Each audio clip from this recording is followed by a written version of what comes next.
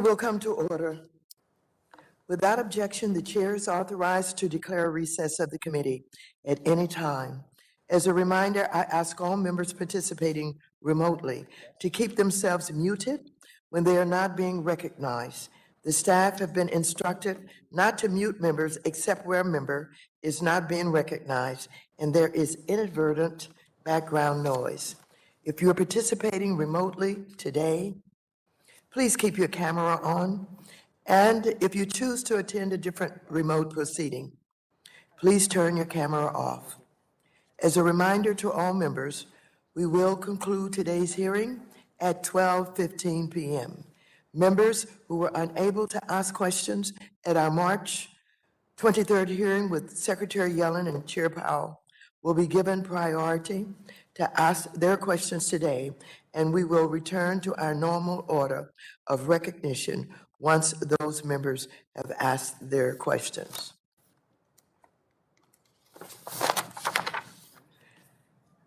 This hearing is entitled Oversight of the Treasury Department's and Federal Reserve's Pandemic Response. I now recognize myself for 4 minutes to give an opening statement.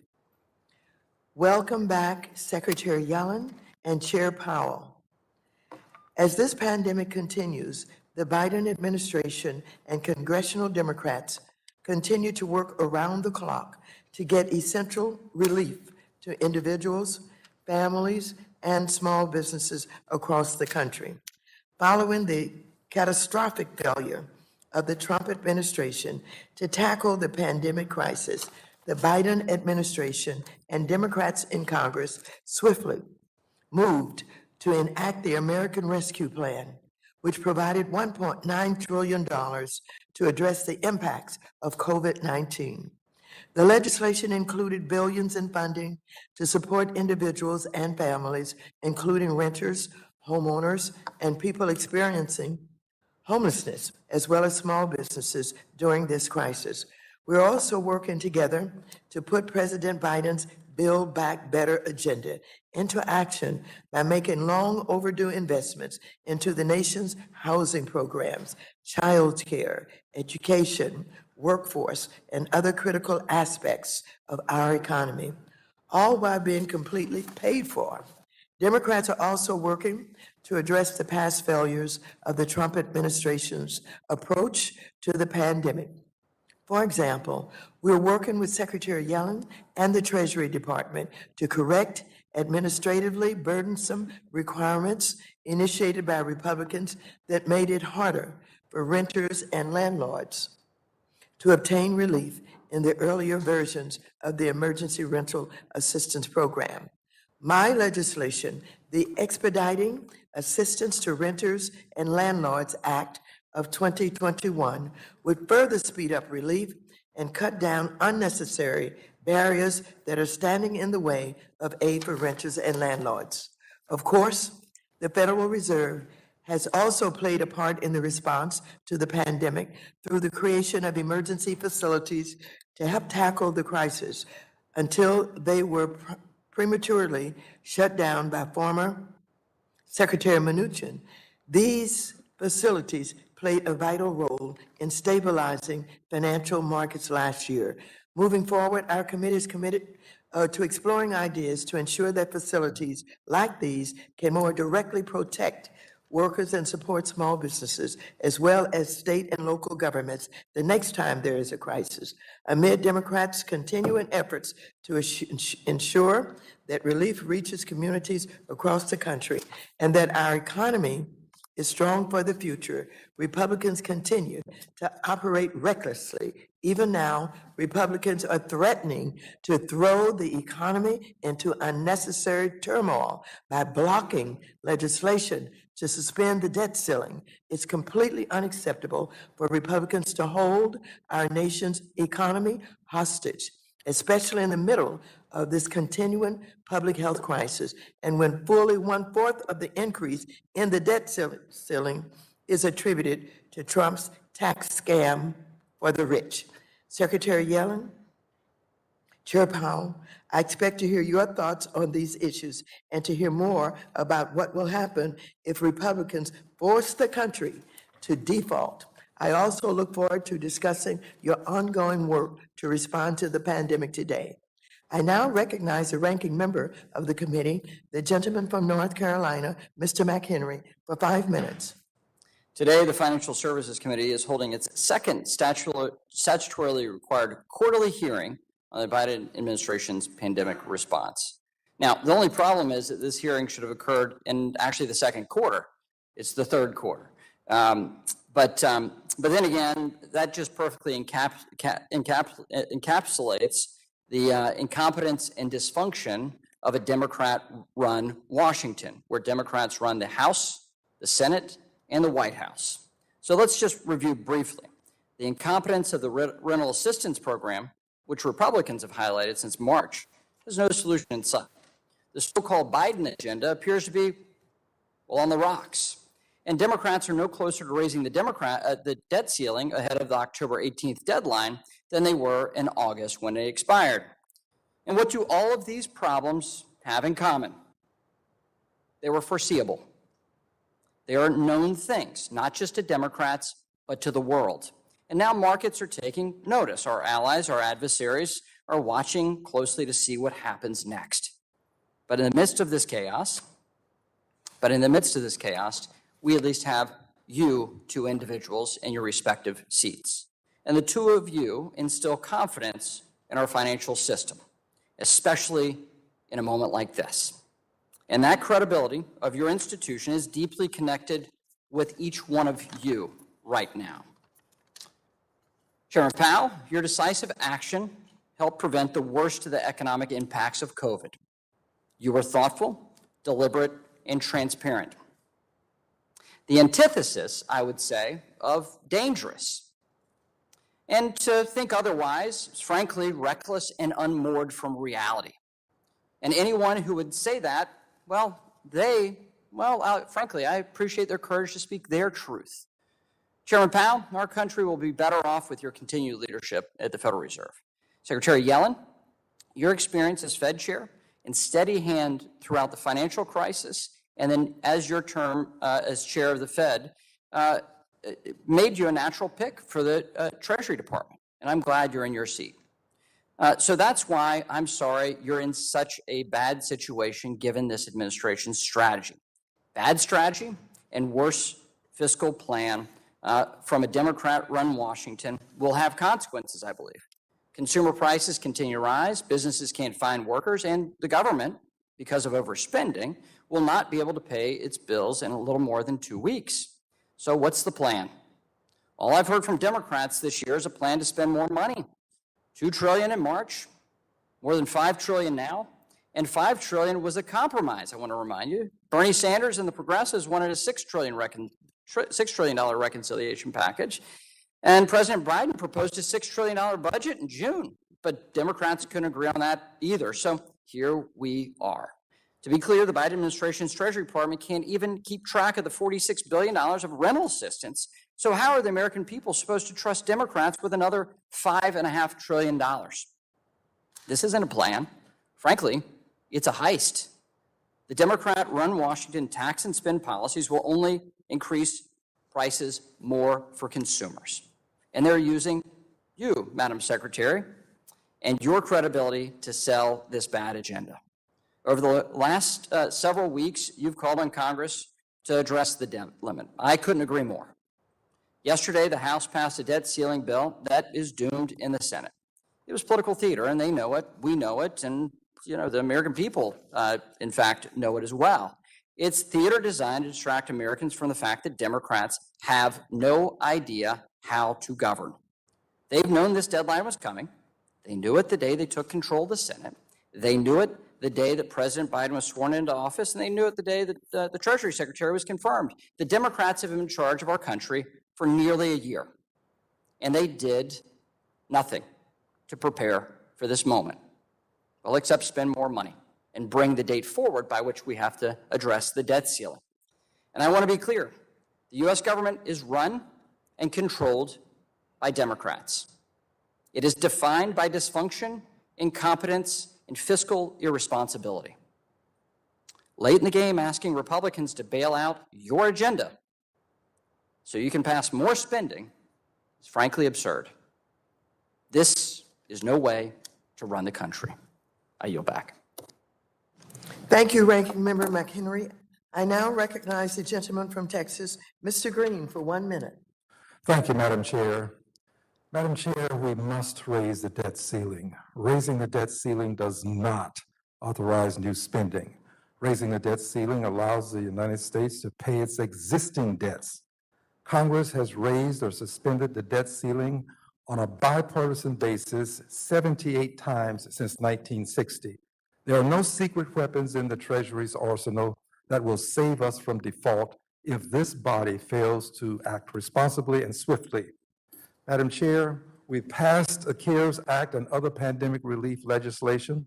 Let us come together again and stand behind the debts of our nation with the full faith and credit of the United States of America. We must raise the debt ceiling. I yield back.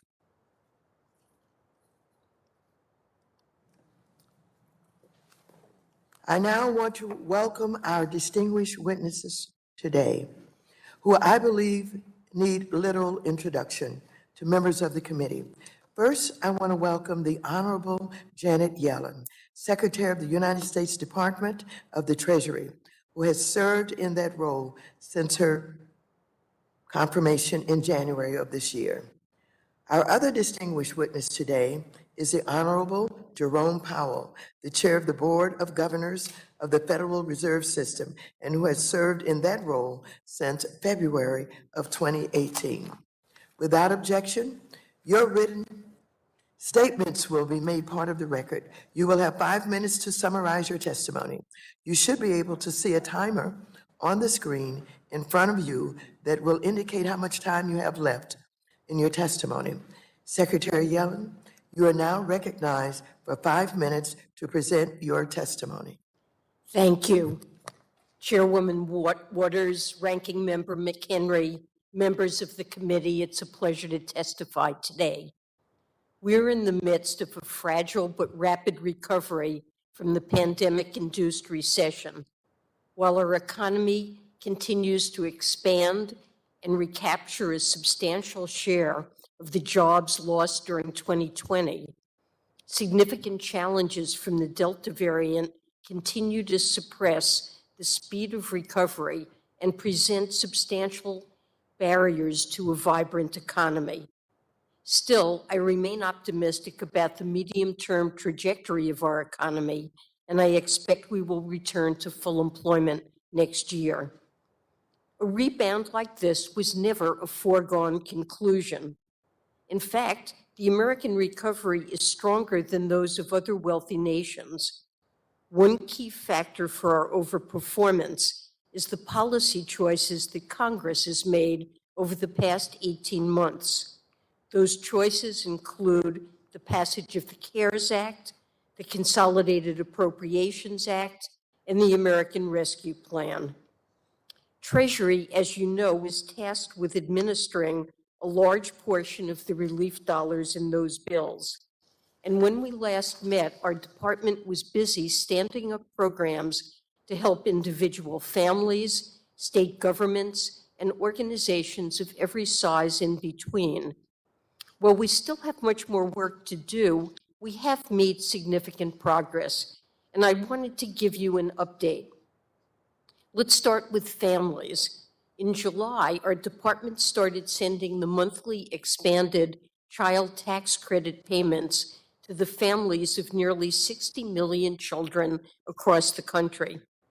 To date, $46 billion in payments have been made, and we're already seeing the impact.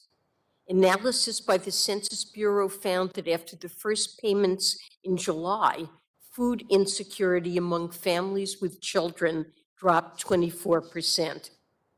As for state, local, tribal, and territorial governments, COVID-19 decimated their budgets. There were mass layoffs, and to end the health and economic emergencies, we knew that communities would need funding to hire educators to bring kids back to school, for example, or frontline workers to administer the vaccine. The American Rescue Plan included $350 billion to that end, and those dollars are indeed helping the machinery of local governments get up and running. States and localities can rely on relief money that's available instead of resorting to painful budget cuts. Congress rightly designed the state and local program with flexibility in mind. I think many of us knew the recovery could run up against some unforeseen challenges, and we wanted communities to be able to devote resources where and when they saw fit. I want to note that this flexibility is paying off now, especially with the spread of the Delta variant. Harris County, Texas, for instance, has used this funding to boost its immunization rate, offering $100 to each person who gets their first vaccine dose. For the relief dollars not yet out the door, Treasury is doing everything it can to expedite their delivery. The Emergency Rental Assistance Program is one example. Prior to the pandemic, there was essentially no national infrastructure to get money from government coffers to renters and landlords. Building that infrastructure has been a massive undertaking for states, localities, and tribes. The program is scaling up quickly, with 1.4 million payments made to help struggling renters keep a roof over their heads. Still, too much of the money remains bottlenecked at the state and local levels. That's why our Treasury team has worked to eliminate every piece of red tape possible in order to ensure more payments can get to renters and landlords. But states and localities must also work to remove barriers that can speed up distribution of rental assistance funds. I'll end my remarks there, except to say this. It is imperative that Congress address the debt limit. If not, our current estimate is that Treasury will likely exhaust its extraordinary measures by October 18th. At that point, we expect Treasury would be left with very limited resources that would be depleted quickly. America would default for the first time in history. The full faith and credit of the United States would be impaired, and our country would likely face a financial crisis and economic recession as a result. We must address this issue to honor commitments made by this and prior Congresses, including those made to address the health and economic impact of the pandemic. It's necessary to avert a catastrophic event for our economy. Representatives, the debt ceiling has been raised or suspended 78 times since 1960, almost always on a bipartisan basis.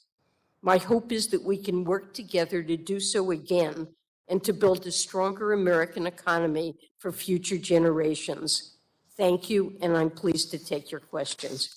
Thank you, Secretary Yellen. Chair Powell, you are now recognized for 5 minutes to present your testimony. Thank you, Chairwoman Waters, Ranking Member McHenry, and other members of the committee for the opportunity to discuss the measures we have taken to address the hardship wrought by the pandemic. Since we last met, the economy has continued to strengthen. Real GDP rose at a robust pace in the first half of the year, and growth is widely expected to continue at a strong pace in the second half. The sectors most adversely affected by the pandemic have improved in recent months, but the rise in COVID-19 cases has slowed the recovery.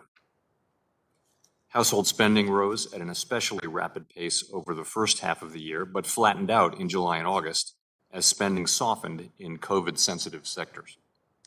Additionally, in some industries, near-term supply constraints are restraining activity. As with overall economic activity, conditions in the labor market have continued to improve. Demand for labor is very strong, and job gains averaged 750,000 per month over the past 3 months. In August, however, gains slowed markedly, with the slowdown concentrated in sectors most sensitive to the pandemic. The unemployment rate was 5.2% in August, and this figure understates the shortfall in employment, particularly as participation in the labor market has not moved up from the low rates that have prevailed for most of the past year. Factors related to the pandemic appear to be weighing on employment growth. These factors should diminish with progress on containing the virus. The economic downturn has not fallen equally on all Americans, and those least able to shoulder the burden have been the hardest hit. In particular, despite progress, joblessness continues to fall disproportionately on lower wage workers in the service sector and on African Americans and Hispanics. Inflation is elevated and will likely remain so in coming months before moderating. As the economy continues to reopen, we are seeing upward pressure on prices, particularly due to supply bottlenecks in some sectors. These effects have been larger and longer lasting than anticipated, but they will abate, and as they do, inflation is expected to drop back toward our longer-run 2% goal. The process of reopening the economy is unprecedented. As it continues, bottlenecks, hiring difficulties, and other constraints could again prove to be greater and more enduring than anticipated, posing upside risks to inflation. If sustained higher inflation were to become a serious concern, we would certainly respond and use our tools to ensure levels that are consistent with our goal. The path of the economy continues to depend on the course of the virus, and risks to the outlook remain. The Delta variant has led to a surge in cases, causing human suffering and slowing the recovery. Continued progress on vaccinations would support a return to more normal economic conditions. The Fed's policy actions are guided by our dual mandate to promote maximum employment and stable prices, along with our responsibilities to promote the stability of the financial system. In response to the crisis, we took broad and forceful measures to support the flow of credit and to promote the stability of the financial system. Our actions taken together helped unlock more than $2 trillion of funding to support businesses large and small, nonprofits, and state and local governments between April and December of 2020. This helped keep organizations from shuttering and put employers in a better position to keep workers on and to hire them back as the recovery continues. These programs have served as a backstop to key credit markets and helped to restore the flow of credit from private lenders. We have deployed them to an unprecedented extent. Our emergency lending tools require the approval of the Treasury and are available only in unusual and exigent circumstances, such as those brought on by this crisis. Many of these programs were supported by CARES Act funding. Those facilities provided essential support through a very difficult year and are now closed. The Fed completed its sales of assets from the secondary market corporate credit facility on August 31. We were able to wind down the facility rapidly and efficiently with no adverse impact on credit conditions. We also recently closed the PPPLF to new lending and are managing the pay down of assets in our other CARES Act facilities as they wind down. We continue to analyze their efficacy and to review the lessons learned. The Fed's actions affect communities, families, and businesses across the country. Everything we do is in service to our public mission. We will do all we can to support the economy for as long as it takes. Thank you. I look forward to your questions.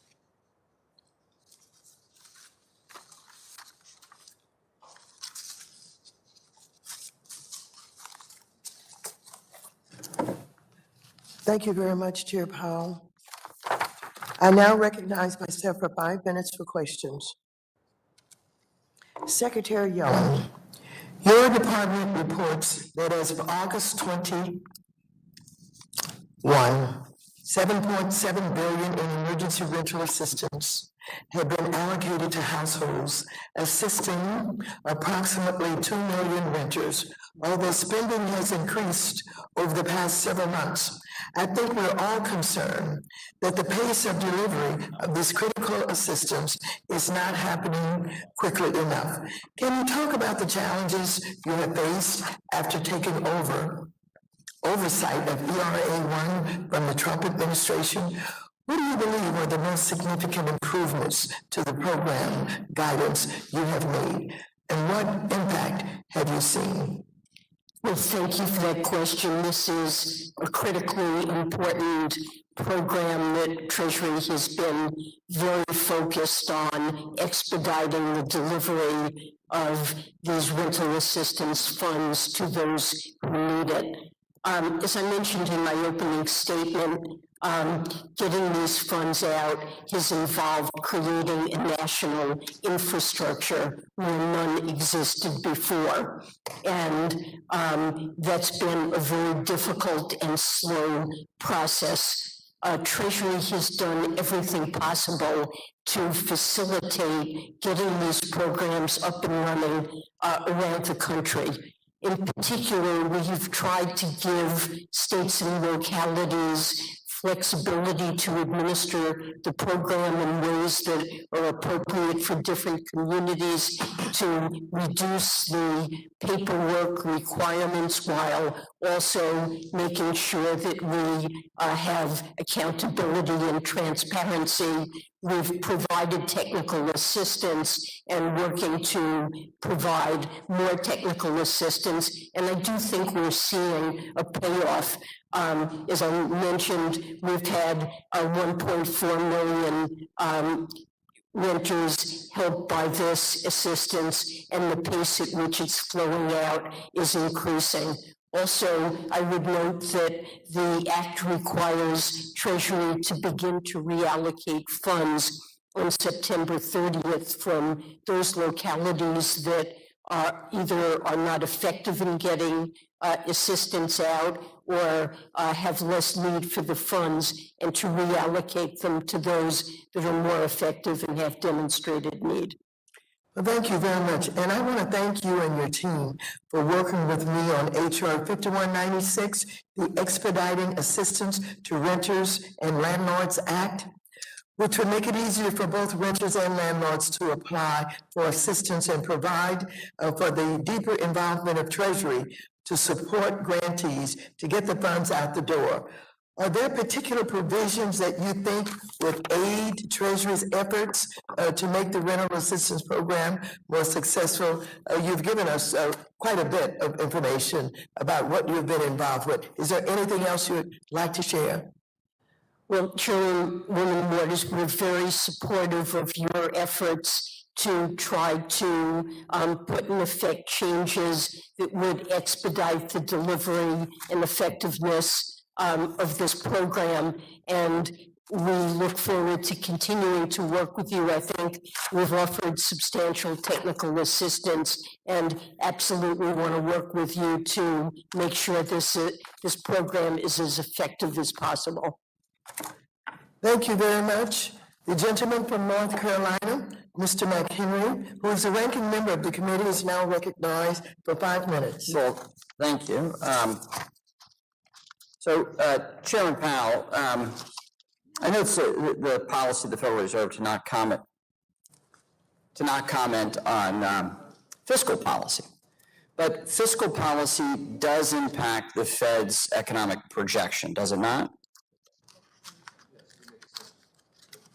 Yes, it does. We make assumptions about fiscal policy, and then once it's enacted, we would put that into our models. Okay, but your public models are a statement about current law rather than proposed policy. Is that largely correct? Well, when we don't really publish a forecast as the Federal Reserve. Individual participants publish their forecasts in the Summary of Economic Projections, but that would include their personal assessments of likely fiscal actions. Okay. So about these fiscal actions. Secretary Yellen, I said this in my opening statement, and I'll say this to both of you again. I am grateful as an American that you both are in the seats that you're in right now, because we're in a special circumstance here in the fall of this year. It was a foreseeable, slow-moving disaster, but here we are. But your credibility of your relative agencies and the credibility of you two individuals is of substance right now and very important to us as an American government. So, Secretary Yellen, you said in July, right before the debt limit was reinstated, the CBO said Treasury would probably run out of cash sometime in the first quarter of next year, or the fiscal year, most likely in October or November. Secretary Yellen, you began exercising Treasury's authority to take extraordinary measures to prevent a default back in August. Is that correct?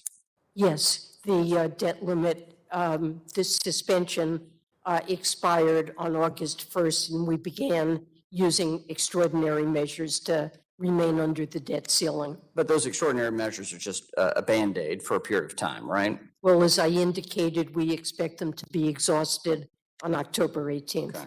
And it would be a disaster if we did not. It would raise be the a debt limit. catastrophe if Congress failed to raise the debt ceiling. So here's the deal for Republicans. Democrats control the House and the Senate and the White House. And since January 20th, the approach of this Congress is that they do not need Republican votes to do anything. That's been the approach. And now they want the political cover in the midst of this massive amount of new spending to have Republicans raise the debt ceiling. That's really the request. So here's my question to you, Secretary Yellen.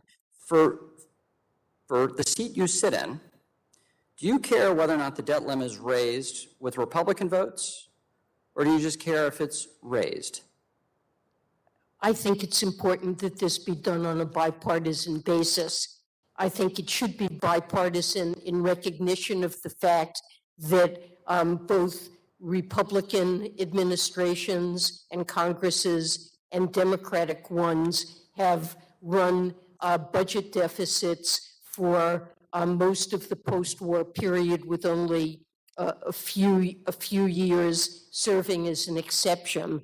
And that requires, on a regular basis, raising the debt ceiling. It is not about, the need to do so has nothing to do with future spending or tax plans that haven't been enacted. So in this It's circumstance, necessary to pay our bills. I understand, And Secretary Yellen. that's something that Secretary Republicans Yellen. and Democrats need to share that responsibility. Secretary Yellen, as I said to you on the phone last week, I've been a part of every single debt ceiling increase for the last decade, every fiscal consequence of Congress, and some of them have been very bad, but I've tried to make things better. I've been a part of the solution for the last decade. And the call that I received from you last week was the first outreach I've had from this administration to do something on a bipartisan basis. And you called me to raise the debt ceiling. Not with a plan, not for a fiscal plan, not for my buy-in, but simply for my vote. And that, to me, speaks volumes. Now, I'm grateful for the outreach from you, but it speaks to the larger issue for the administration. And I don't envy the position you're in. I don't. Because the bad strategy from this White House and the leadership of this House and the Senate is showing that they don't want Republican votes. We did bipartisan bills last Congress, and in the midst of COVID, bipartisan bills, major bipartisan bills. We can work together in a responsible manner, but to ask for my vote the week before it comes up in a House is it's not in keeping with the realities of the situation. Well, we have the tools, we have the votes to get this thing done through Congress. It's just a question of who votes for it. I would like to point out that in 2017, when the White House and both houses of Congress were controlled by Republicans and a reconciliation bill was in progress that led to the 2017 tax cuts, the debt ceiling was raised, and it was done in a bipartisan In basis. 11 and 13, I voted for a bill that President Obama signed. So I'm willing to participate in a bipartisan way. The gentleman's It's just a question time of has who votes for it expired. in the circumstances of $7 trillion of new spending this year. The gentleman from New York, Mr. Meeks, who is also the chair of the House Committee on Foreign Affairs, is now recognized for 5 minutes. Thank you, Madam Chair. And I got to just say initially, I'm kind of shocked at the ranking member, McHenry, saying that because he wasn't asked for a vote, something is going to determine whether or not American people, Democrats and Republicans, will suffer if we don't raise this debt ceiling. And I've been here for 22 years, between whether it's Democratic or Republican administrations. And each time, when it came to the credit of the United States in our economy, it didn't make a difference to me whether or not the administration was Democratic or Republican, or whether or not someone called me to ask me for my vote. I'm here to try to do the best thing for the American people, not play politics. And when it comes to the credit for the United States and the economy moving on, it's not about who's the president or who called and asked me for a vote. It's about doing the right thing for for the American people, Democrats and Republicans, and moving up this debt and making sure that we don't default on our debts is essential to that. And it's essential to our responsibility as members of Congress, and not to say, oh, nobody called me for a vote. That's simply not our responsibility. Now, Madam Secretary, there are consequences if we don't pass and increase the debt ceiling. I mean, like the increase in the cost of borrowing for a home or a car or through one's credit cards, of which folks will say on the other side, I don't have to deal with that, but then it's going to be, play politics with it. So I was wondering,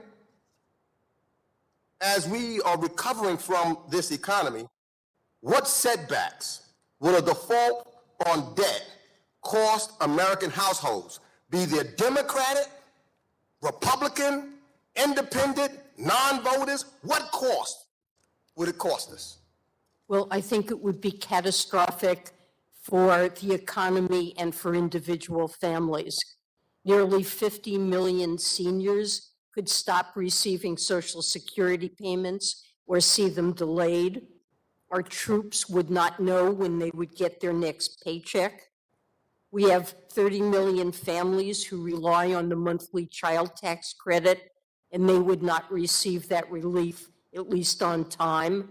And as we saw in 2011, when the debt ceiling was raised at the absolute last minute, and investor and consumer confidence was shaken in the run-up, we saw a marked increase in interest rates, a marked drop in the stock market. And when U.S. interest rates go up and the credit rating of the United States was downgraded, that means higher interest payments for everyone who has a loan, whether it's a small business, a homeowner with a mortgage, a credit card payment.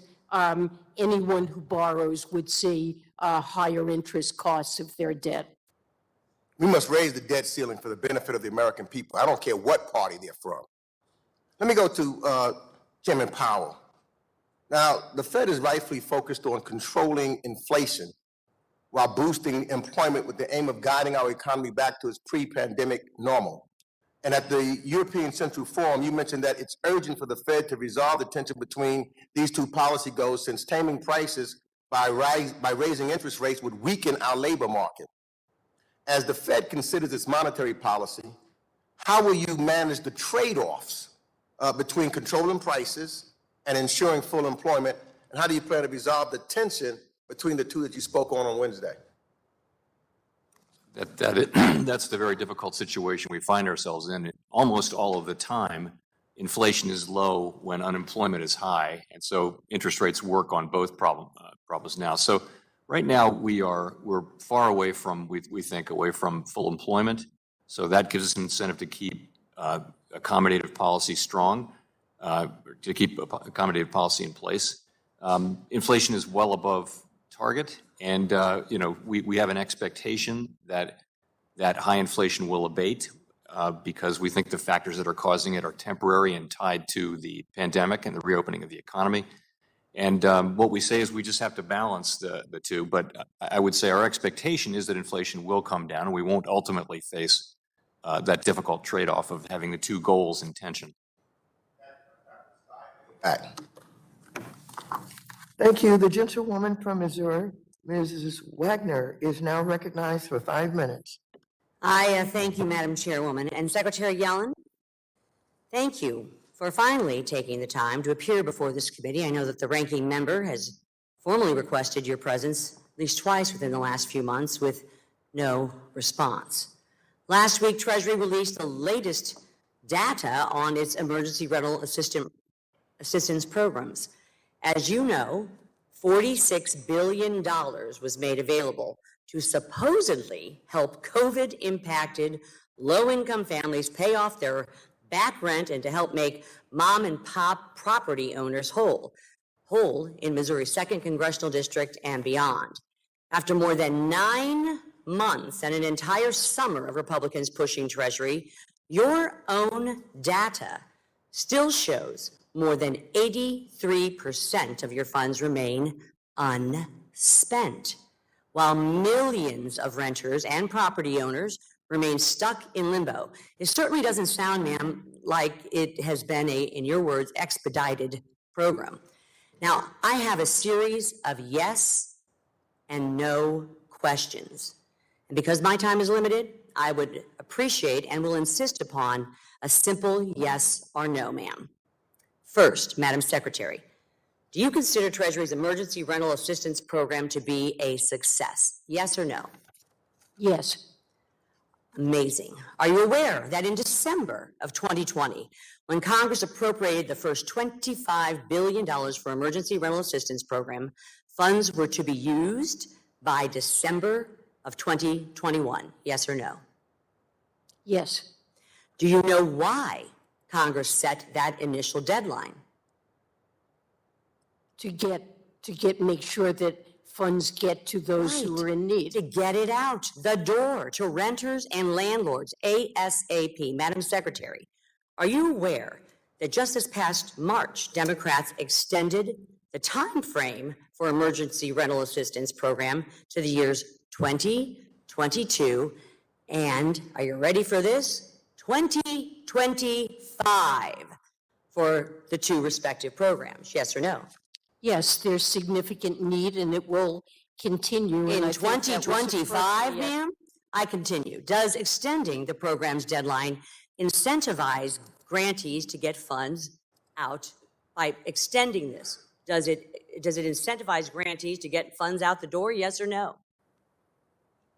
We're doing everything we can and the states and Well, localities it's not fast are enough. to get it out the door. As I indicated in my opening statement, or in response to a previous question, the infrastructure to do this had to be built, and the pace at which There was money is plenty getting of out time the for door the is infrastructure to be increasing. set.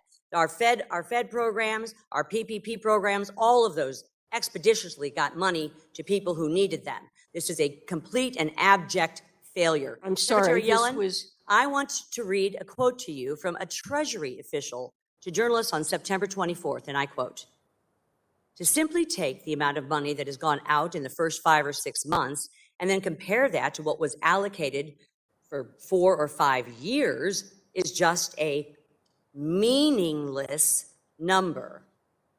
Meaningless number.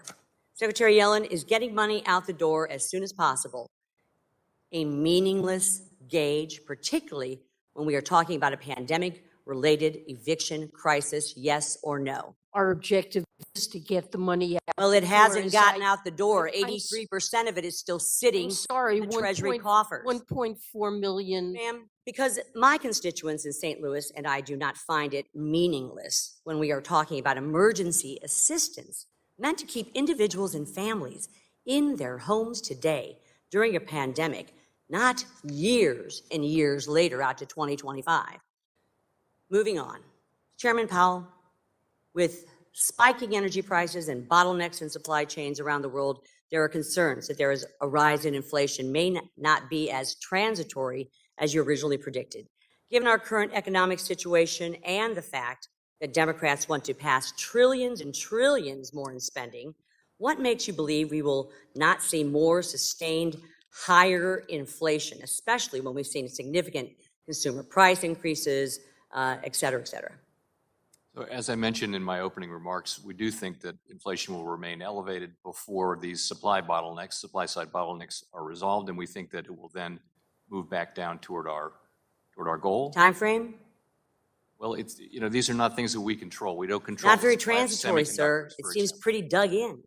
I would say that this is a function of supply side bottlenecks over which we have no control. But I would say that we do expect in the first half of next year to see some relief, depending on the bottleneck in question, and inflation should move down over the course of. Not a time to be spending trillions and trillions of dollars. I yield back.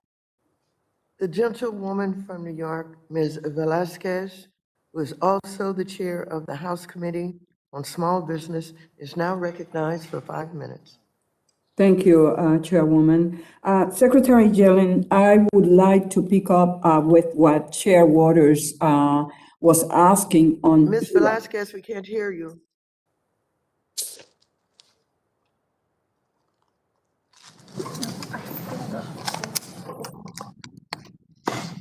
Can you hear me now?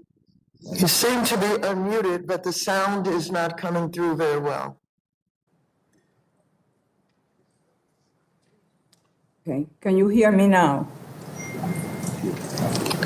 No, we can't hear you.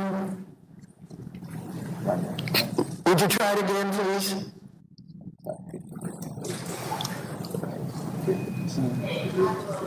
Okay, can you hear me now? Yes. Okay, thank you, Chairwoman. Secretary Yellen, I would like to pick up with what Chair Waters was asking on Iraq. Can you please explain the type of resistance the Treasury Department continues to face from some state and local governments? How is the Treasury Department trying to expedite this funding to tenants and landlords who need it the most despite these challenges? Well, in cases where states and other grantees launch their programs late, they faced an array of complications. The most significant involved obtaining the necessary authorizations from a grantee's governing body, and there were procurement challenges that arise when grantees have to engage outside partners and contractors. We've received a lot of feedback indicating that the guidance that Treasury has released really does give state and local programs the tools they need to move forward expeditiously. And I'd also note that we've been partnering with HUD to send out technical experts who can help grantees accelerate their programs and help them document best practices. Thank you. So early on, New York was one of the lowest performing states in distributing ERA funding. But significant progress has been made, and the state now ranks first nationally with more than $1.2 billion in payments made or obligated. Unfortunately, more assistance is needed. So the Treasury Department is required to start reallocating excess first round funds at the end of September. Can you tell us how this process will unfold? Well, thank you for that question. Our objective will be to maximize the number of eligible households that are served by ensuring that the resources of the program are appropriately aligned with each grantee's needs and ability to deliver reassistance. And reallocation will be really critical in achieving that objective. And how Our framework, we will identify localities that have excess funds. We'll use clear expenditure benchmarks that increase over time. We will strive to keep reallocated funds within the same state when it's possible, and afford a venue for voluntary reallocation among grantees. Thank you. Thank you. Under the American Rescue Plan, Secretary Yellen, Democrats reauthorized the state Small Business Credit Initiative, providing $10 billion in federal funds to support up to $100 billion in new loans and initiatives for small businesses through state, territory, tribal, and local governments. Under the program, potential grantees must submit a completed application by February. How is the Treasury Department conducting outreach and working with local governments to ensure completed applications are submitted on a timely basis? Well, thank you. This is a very important program. Our staff have contacted each state individually to follow up on the application notice, see if there are questions or if help is needed. We have set up webinars. We're assisting in program design, in helping to develop programs, and with respect to tribal governments, we've been conducting extensive outreach. Thank you. And Chair Powell, would you agree with what Secretary Yellen is saying regarding raising the debt limit, the debt ceiling? Yes, I think it's essential the debt ceiling be raised in a timely fashion so we can pay our bills, and I think the consequences of that failure to do so would be potentially severe. Thank you. Chairwoman, I yield back. Thank you very much. The gentleman from West Virginia, Mr. Mooney, is now recognized for 5 minutes. Thank you, Madam Chair. Secretary Yellen, do you believe that President Biden's reconciliation package proposal, the one with the $3.5 trillion in total spending, will cost zero and be fully paid for? Yes, I do. We have a full program that the president has proposed to raise revenue that would cover the costs of the program. In the president's budget, of course, there are changes under consideration as this goes through Congress, but there are a host of revenue raisers, and I do believe it will be actually deficit reducing beyond the first 10 years of the program. Okay, thank you. I mean, yesterday, Speaker Pelosi claimed the same thing, that the Democrats' reconciliation proposal would cost zero, that it would be paid for. President Biden said the same thing in a tweet earlier. So call me skeptical, but given the record of the Democrats in Congress here on runaway spending, I just don't believe it. And I'm not the only one. The Washington Post called President Biden's claim that the bill would be budget neutral misleading and gave it a score of 2 Pinocchios. We're passing bills out of committee, I understand, without even CBO scores, Congressional Budget Office scores, so we don't really know, and that we've not done that before. That's a change in our policy. The truth is we're spending an alarming rate in this country. Since the COVID-19 pandemic began last year, the federal government has spent more than $5.3 trillion on relief. That's roughly $16,000 for every American. Our ballooning debt is not some abstract problem. Out of control spending proposed by Biden and being rubber stamped here in Congress will leave a mess that our children and grandchildren have to clean up and pay for. There's decisions we make today, 20 or 30 years from now, our children and grandchildren have to pay this money back. So I'd like to move to a different aspect of the package. One of the attempted pay fors in the package that's alarming to me is tax increases. It will make our economy less competitive. So again, to Secretary Yellen, my question is, the proposed corporate tax rate in the House reconciliation bill is 26.5%. This actually moves us higher than communist China's corporate tax rate of 25%. We're going to have a higher tax rate than a country that has been taking our jobs and is communist ideology. Can you explain why raising our corporate tax rate above China's is a good idea, if you think it is? And do you think this would hurt our competitiveness with China and around the world? Our companies are the most competitive and profitable in the world. The effective tax rate that they pay is very low, and recent studies suggest that among advanced countries, the United States has an effective tax rate that is among the lowest of countries around the world.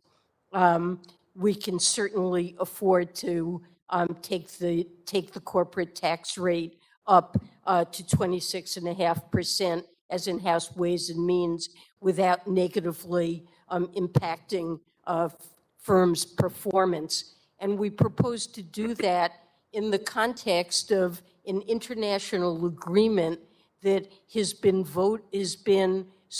received the support of over 130 countries worldwide to establish global minimum tax rates that will apply to other countries' firms. Right now, the United States is the only country with a global minimum tax rate on its multinational corporations.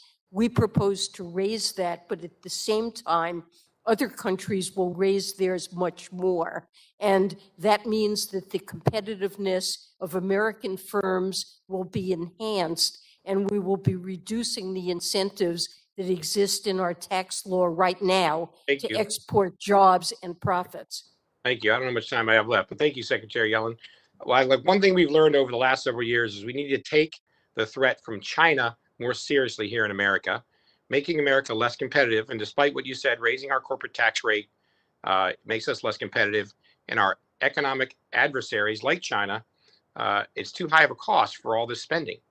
Running up these massive debts that our children will have to pay back for this spending is just not right.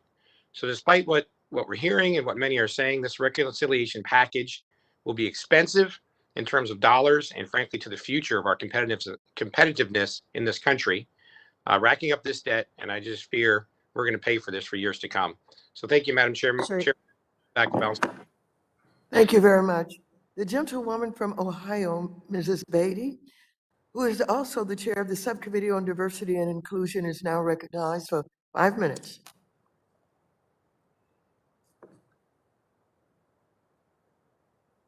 Thank you, Madam Chair, and thank you to our witnesses today. Certainly, as I've been listening, a lot of descriptive words were used, everything from dysfunctional to meaningless to irrational. Well, I could think of a lot of other words that I could use, but certainly those words are appropriate to describe what Democrats inherited from the last administration, whether that's the irresponsibleness of the past administration, whether it's all the debt that was occurred because of the Trump administration. I think those words are appropriate, just Madam Chair, by my colleagues, were very misdirected.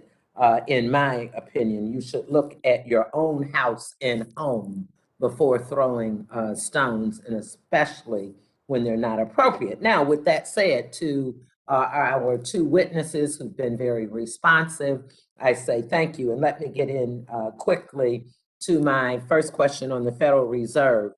Certainly, you know, Mr. Chair, we've had a lot of conversations about diversity. I want to thank you for responding and continuing to increase your diversity. But as you know, recently there's been two Federal Reserve presidents who have left, quit, retired, bottom line, immediately leaving or gone from the Bank of Dallas and Boston.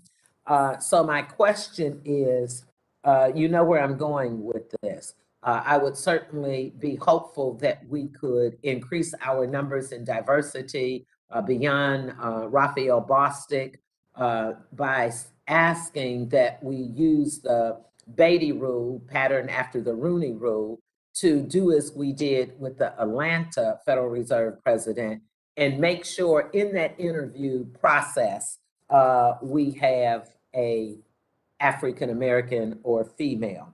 Do you have any comments on that? I do. Thank you, Ms. Beatty.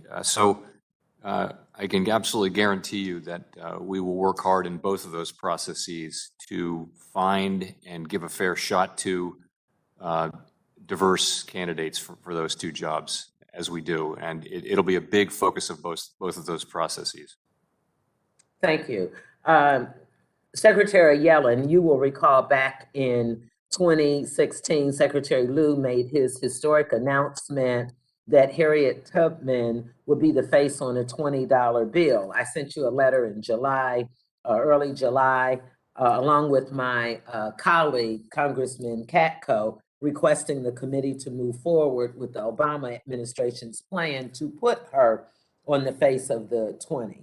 I understand your staffs have been in discussion on this issue, and am hoping to get a high-level overview and to ask you if there's any comment you can make on this. Well, thank you for that question, Representative Beatty.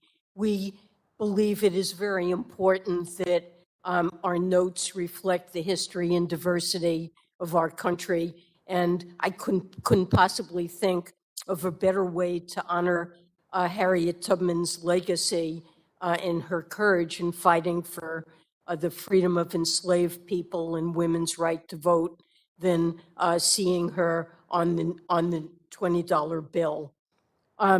Issuing notes, as you know, is a very lengthy process. It involves collaboration among a number of different agencies, and it's necessary to design new security and counterfeit features. And Right. unfortunately, that means the lead time to redesign new bills and ensure their security is long. When Secretary Wu I'm gonna go to my announced rental. Madam announced Secretary, Madam Secretary, I'm gonna go to my rental question because the clock is down and we will follow up with your staff. Just prior to the new administration coming into office, the former administration rushed the regulations and questions for the rental assistance program. Those regulations were so unworkable that states like my state, Ohio, and others were telling me that they weren't even sure if they would be able to distribute rental assistance funds under those guidelines. Isn't it true that, Secretary Yellen, isn't it true that the secretary under the new administration had to spend weeks going back and redoing all of that to make sure that the funds could actually be distributed? That's correct. Thank you. I want that to go on the record. Some of my colleagues wanted to drill down and make our Secretary you answering those questions. So thank you. The last. Thank you very much. The gentlelady's time has expired. The My gentleman time from is- Ohio, Mr. Davidson, is now recognized for 5 minutes. Thank you, Madam Chairwoman. I thank our witnesses and our colleagues. I appreciate this hearing. Chairman Powell, you have extensive private sector experience, and of course, as chairman of the Federal Reserve, you have a role in bank regulation. In your experience, do banks or lenders increase lines of credit unconditionally? Isn't there some level of underwriting involved? Wouldn't banks have problems with their regulators if they did no underwriting for a line of credit? Yes, no, of course, they're very careful in the lending they do. Well, I submit that it's perfectly rational for Congress to expect something in exchange for an increased line of credit. The plan presented is atrocious. It will never balance. It doesn't even propose to balance in 15, 20, 30, 100 years. There's no plan to quit bankrupting America, Madam Secretary. Now, thankfully, under the Federal Reserve's leadership and 13.3 authority, we had some facilities in place to prevent real financial calamity. So recently, the Subcommittee on National Security, International Development, and Monetary Policy held a hearing to discuss the Federal Reserve's lending facilities under Section 13.3 and how those facilities were utilized prior to and since the passage of the CARES Act. Some of my colleagues, I fear, don't understand even how some of the products like bonds or margin calls work, as they've criticized programs where there is literally no buy side in the market. And of course, the Federal Reserve stepped in to create a buy side and support the markets. I've heard colleagues say, well, there were only 2 loans under the municipal liquidity facility, for example, while there were hundreds of loans, hundreds of billions of dollars of credit extended. How important are the 13.3 provisions, to the financial stability of our country? They're very important, but they're reserved for real economic emergencies, financial emergencies. And as you point out, they functioned, I think, very well in the crisis as backstops. That we put them in place, and the private capital markets started working. And really, that's success. That's what success looks like. Do you think 13.3 should ever be used for a political goal or something to fulfill a dual mandate rather than an emergency? Actually, no, I don't. I think the current institutional arrangements are very good. I think we need the approval of the Treasury Secretary. Realistically, we work with Treasury, and we're constrained for very specific circumstances, unusual and exigent circumstances. There are a number of tests in the law, and I think it's an arrangement that works. Thank you, Chairman. Recently, Federal Reserve Governor Michelle Bowman gave a speech in which she discussed the evolution and enhancement of bank supervision, particularly during the COVID pandemic. And in that speech, she stated that the Fed avoided overreacting and instead approached supervision in a more measured way that allowed banks the flexibility to work with their customers. There are a range of topics she's addressed and others have with bank regulation. I'll just share this from her paper. She says, the goal of this initiative is to ensure our supervisory approaches accommodate a much broader range of activities while ensuring we don't create an unlevel playing field with unfair advantages or unfair disadvantages for some types of firms versus others. And for that reason, I'm working on a bill that would study the evolution of consumer finance and the viability of updating our prudential regulatory structure through consolidation of bank supervisors. Of course, there's some level of coordination the Fed does, but could either of you give an opinion on a scenario where the United States consolidates banking supervision? That's something we'd have to look at. I know it does something that does tend to get looked at over intervals, and it hasn't happened. I think each institution has a different role in our society. I know we have more bank regulators in other countries, but we do seem to work pretty well together. Thanks for that. Secretary Yellen, obviously there are a lot of provisions and a large void in the digital asset space. In your opinion, what is a digital asset for purposes of tax reporting? For purposes of tax reporting, I believe the IRS is will issue detailed regulations that will answer that question for the purposes of tax reporting. Thank you. Our law hasn't really kept up with this, and frankly, it's led to regulation by enforcement, of course, with the SEC and a host of others. But, I appreciated when you were chair of the Fed, the Faster Payments Initiative that got launched. A lot of this involves payments, but so much in the digital asset space isn't a currency or a payment system. There are a gazillion use cases, and I'd be ashamed to see the regulatory framework curtail that. And I look forward to seeing fintech flourish in the future. I yield. Thank you. The gentleman from Florida, Mr. Lawson, is now recognized for 5 minutes. Thank you, Madam Chair, and Ranking Member McHenry. Chairman Powell, Floridians unfortunately have seen firsthand the impact of climate change, and the impact only becoming worse as we experience more severe and frequent hurricanes and risks of rising sea level. I'm glad to see greater attention given to how we can better assess and manage climate-related risks. It is my understanding many financial institutions conduct scenarios analysis to assess credit, market liquidity, and operate risks related to transition risk, physical risks like hurricane flooding, wildfires, and drought. Mr. Powell, is scenario analysis a good tool in assessing climate-related financial risk? Could you please discuss the difference between scenario analysis and stress testing? What other tools does the Federal Reserve have to assess climate-related risk, financial risk? Thank you. So our role, of course, is to make sure that the financial institutions we regulate and supervise understand and can manage their risks, including the risks from climate change, the financial risks from climate change. Scenario analysis is almost certainly going to be one of the principal tools for doing exactly that. And it's very different from the stress test. Scenario analysis at this point is about institutions really understanding what these risks will be, how they will develop over time, what are the channels through which they will develop.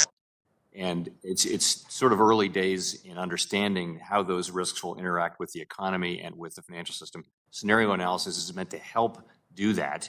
And we at the Fed are working on developing a program of scenario analysis. Many of the large institutions are doing so, as I mentioned, quite different from stress tests, which have consequences for distributions and that kind of thing.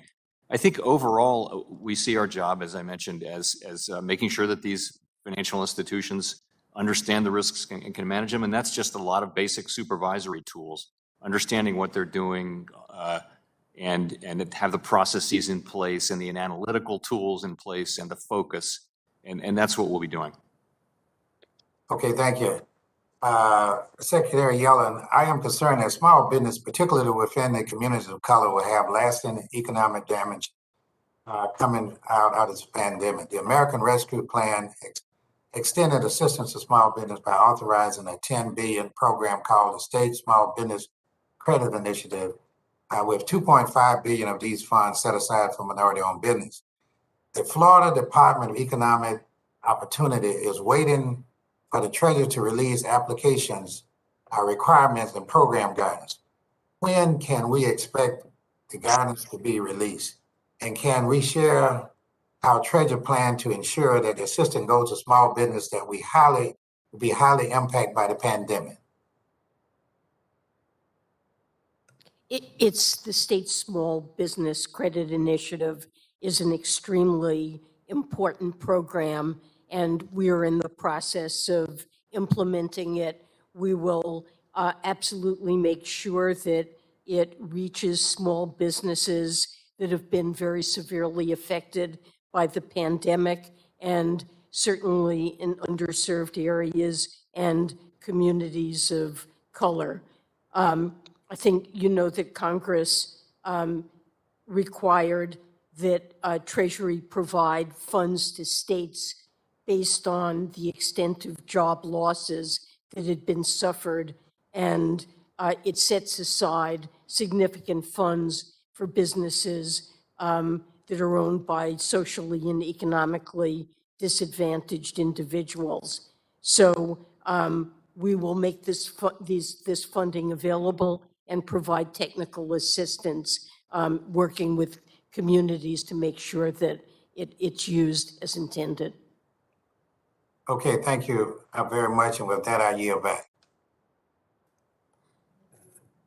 The gentleman yields back.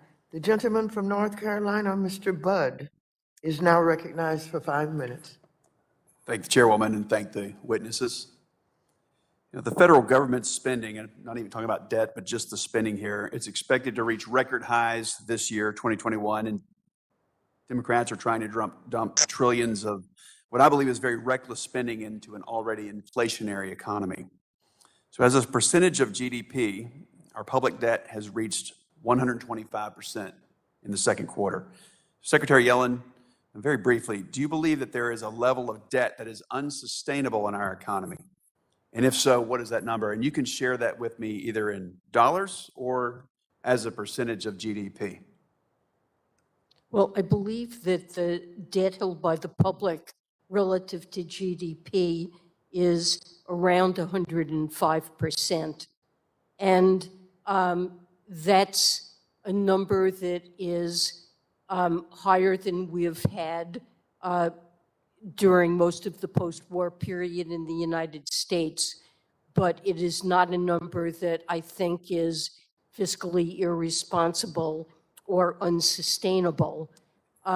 Interest Madam rates, Secretary, do you have a number that is the threshold that is irresponsible, either in percentage or in dollars? well, one way that I would judge that is by looking at the interest burden, the real interest burden on the debt.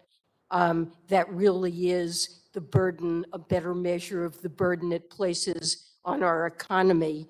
And this year, that interest burden has actually been negative. Interest rates have been exceptionally low. This dates back to before the financial crisis in 2008. And most economists believe that there are deep structural reasons why low interest rates are likely to continue, even if nominal interest rates move back toward more normal levels. That interest burden. Just because I want to remain be low. aware of the time constraints, thank you, Ms. Secretary. If the interest rate was zero, what is irresponsible in percentage or dollars? Well, I think that if the real interest burden stays below If it's as historical is, norms, I'm sorry, if interest rates are zero? if it's, let's say zero, let's say as is, pick one of those, and let's say what is irresponsible as a percentage or total dollars of debt? Well, if interest rates are zero and negative in real terms, certainly we could have a substantially higher burden, although there are always risks pertaining to the path of interest rates that need to be taken account of. I understand. Thank you. Let me shift gears a bit. In one of my recent telephone town halls, I asked a poll question to those who were able to join me. It said, have you or your family noticed a sharp rise in prices for food, gas, or electricity? And 94% of the respondents, and it was a good sample size, they said yes. Inflation is eating away at the buying power of every single North Carolinian.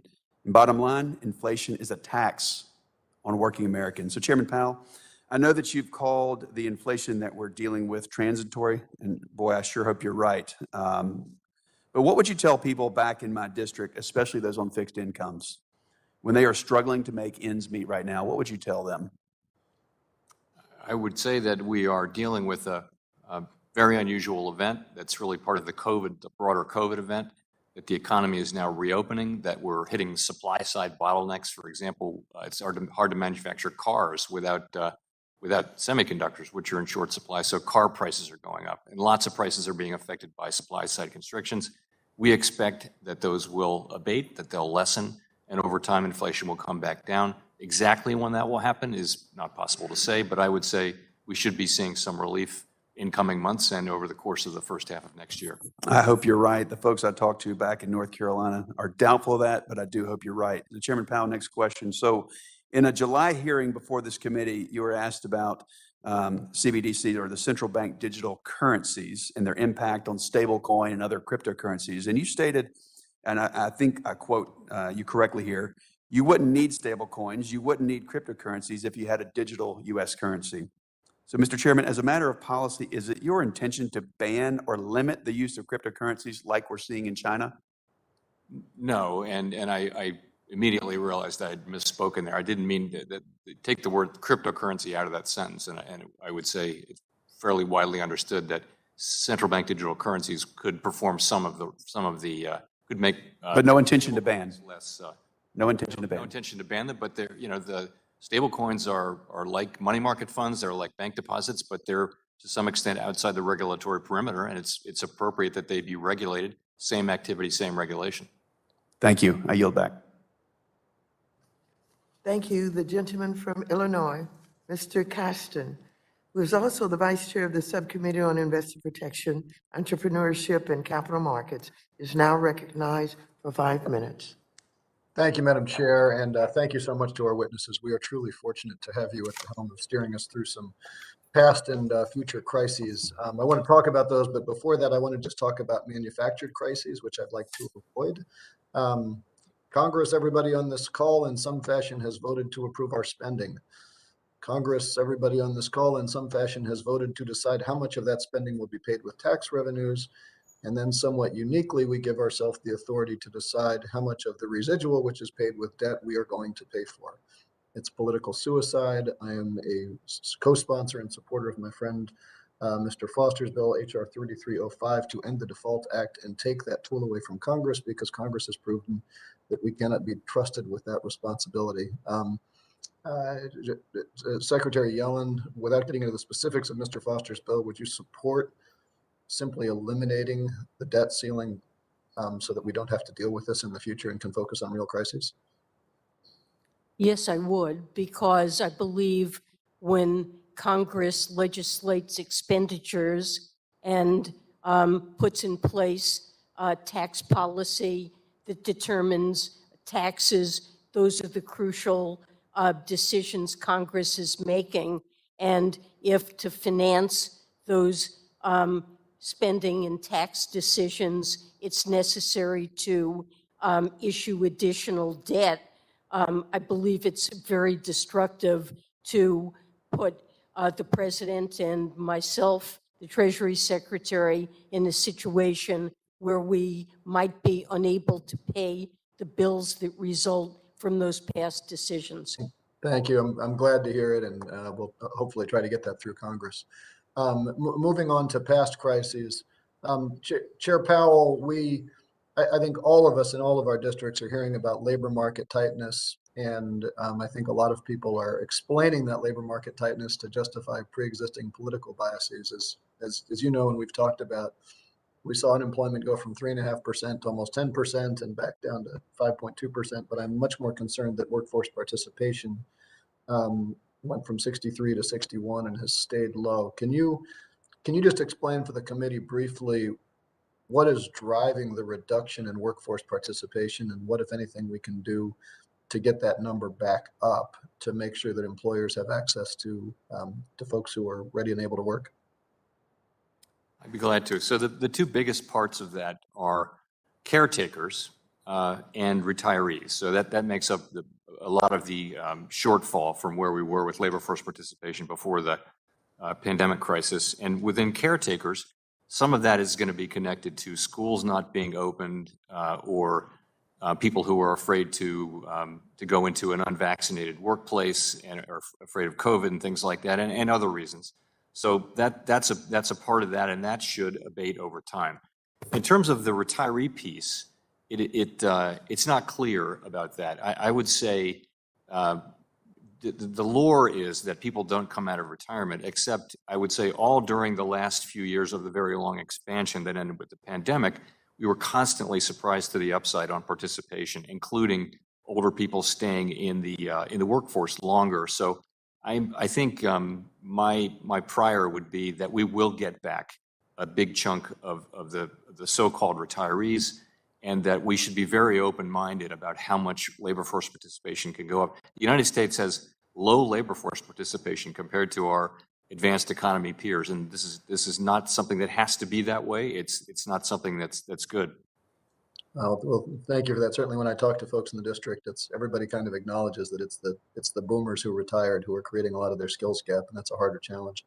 Going back to you, Secretary Yellen, I think subsequent to your first FSOC hearing, when you identified climate change as an emerging threat, President Biden issued an emergency order on climate financial risk, directing agencies, including yours, to analyze and mitigate risks that climate change poses to the financial system. In the little time we've got left, can you give us any updates on status, milestones, and deliverables that the Treasury Department has in response to that executive order? Yes, we're in the process of completing the report, and we expect to issue it in late October or early November within the 180-day timeframe. And what we'll be doing is looking at the work of individual regulators to incorporate climate change risks into their regulatory and supervisory activities, and describing some of the challenges that they face in carrying that out. Well, thank you. I'm out of town. I will clear my calendar to allow some time to read that week, and I yield back to the chair. Thank you very much. The gentleman from Tennessee, Mr. Kustoff, is now recognized for 5 minutes. Thank you, Madam Chair, for calling today's hearing, and thank you to the witnesses for appearing. Secretary Yellen, if I could, there was an article in the Wall Street Journal dated September 15th. The headline is, Yellen, IRS pushed Democrats to require banks to report taxpayer annual account flows. Now, I want to read the first two paragraphs just briefly. Treasury Secretary Janet Yellen and IRS Commissioner Charles Reddick pressed lawmakers Wednesday to give the Internal Revenue Service more information about taxpayer bank accounts as the Biden administration tries to salvage its struggling tax compliance proposal. In letters to lawmakers, the administration officials again asked Congress to require banks to report annual inflows and outflows from bank accounts with at least $600 or at least $600 worth of transactions, a proposal aimed at letting the IRS target its audits more effectively. It would generate about $460 billion over a decade to cover the cost of Democrats' planned expansion of the social safety net and climate change policies, according to the administration. Those are the first two paragraphs of the story. That's an accurate reflection of what you've done, correct? Yes, we have proposed both augmenting the resources of the IRS so that it can hire qualified auditors, and augmenting the information flow so that the IRS gets insight into opaque sources of income. And both together, we believe, can serve to greatly address the $7 trillion estimated tax gap that we'll see in this country. And Madam over the Secretary, you would next tell my decade. constituents that they should not have any privacy concerns about what you're trying to do. Well, they should not, because this is a simple matter for banks that already file 1099 int forms Madam with the Secretary, the IRS. IRS give leaked two leaked additional- information about taxpayers to ProPublica that was published, their entire tax returns, their entire tax information. On the record, you tell my constituents and all the other members here, their constituents, that they should have no privacy concerns about banks reporting $600 or more in account value to the IRS. What we've asked to have reported is the aggregate inflows and outflows from these accounts each year on an annual basis, two additional pieces of information, not transaction level data. And look, every wage earner in this country This has says with their bank wage accounts of at least income. $600. Is that a correct statement? Well, we want to make sure that this can't That's be different from gamed by transactions. expanding. Those are values of $600. There's The Wall Street possi- Journal is accurate, correct? Excuse me? The Wall Street We Journal's did- report we is did- accurate, we did correct? We did propose that.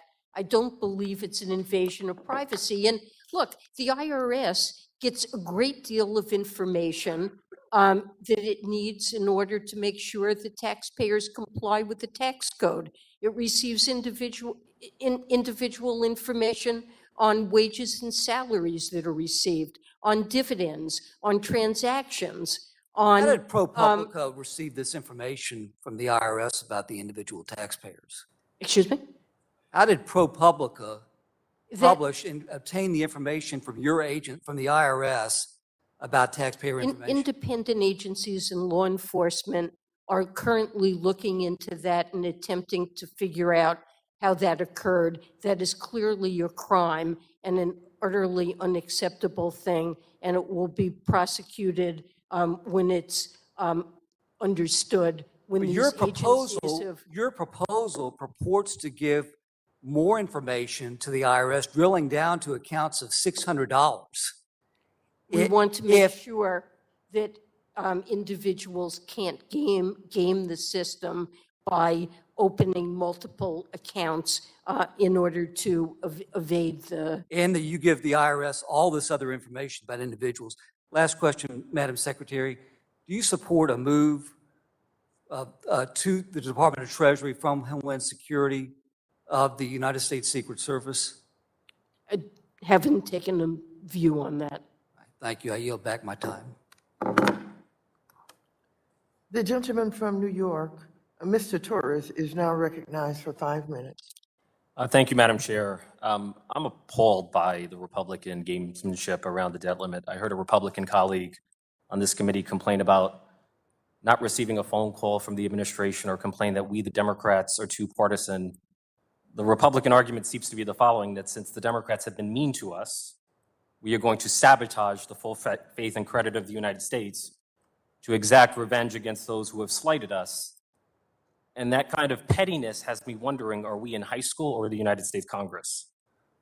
Now, it has to be said that the debt limit, raising the debt limit, would not authorize new spending. It would simply pay the debts of previous administrations, including the Trump administration. So the Republicans cannot pass $2 trillion worth of tax cuts and then refuse to pay back the debt that made those tax cuts possible in the first place. That, to me, is worse than fiscal irresponsibility. That's fiscal hypocrisy. And I support Congressman Foster's legislation abolishing the debt limit so that we're no longer at the whims of bruised egos slighted by unreturned phone calls. Suppose for a moment it is October 18th. The use of extraordinary measures is exhausted. What happens on October 19th? We're simply in an impossible situation in which it will be impossible for Treasury on that day or a few days thereafter, depending on we'll have very limited resources. It will be run down quickly. We won't be able to pay all of the government's bills. The Treasury has been directed by Congress to pay all of the government's bills, to use the tax revenues that are available, and without that, to issue debt. And the debt ceiling will make it impossible for us to do that. And the damage could be irreparable. Well, yes, and we got a taste of that in 2011 when the debt ceiling wasn't raised until the last minute. The fact that Congress might not raise the debt limit and call into question whether or not what is regarded as the safest asset in the world, dollar-denominated U.S. Treasury debt, will actually be repaid is simply a catastrophic event. I want to follow up on an exchange you had with Congressman Budd, who asked you about the debt to GDP ratio. The U.S. debt to GDP ratio is over 100%. What is Japan's debt to GDP ratio? Excuse me? What is Japan's debt to GDP ratio? It's about 250%. It's the highest in the world. Yes, it is. And Japan is regarded as a successful economy. It is, and Japan also has low interest rates and has not found. And I agree with your premise that the cost of servicing debt is a more reliable measure of debt sustainability than the debt to GDP ratio. And if we were to breach the debt limit, as Republicans would have us do, it would actually raise the cost of borrowing. It would raise interest rate payments, Yes, which it would would. make our debt burden less sustainable, not more. That is absolutely correct.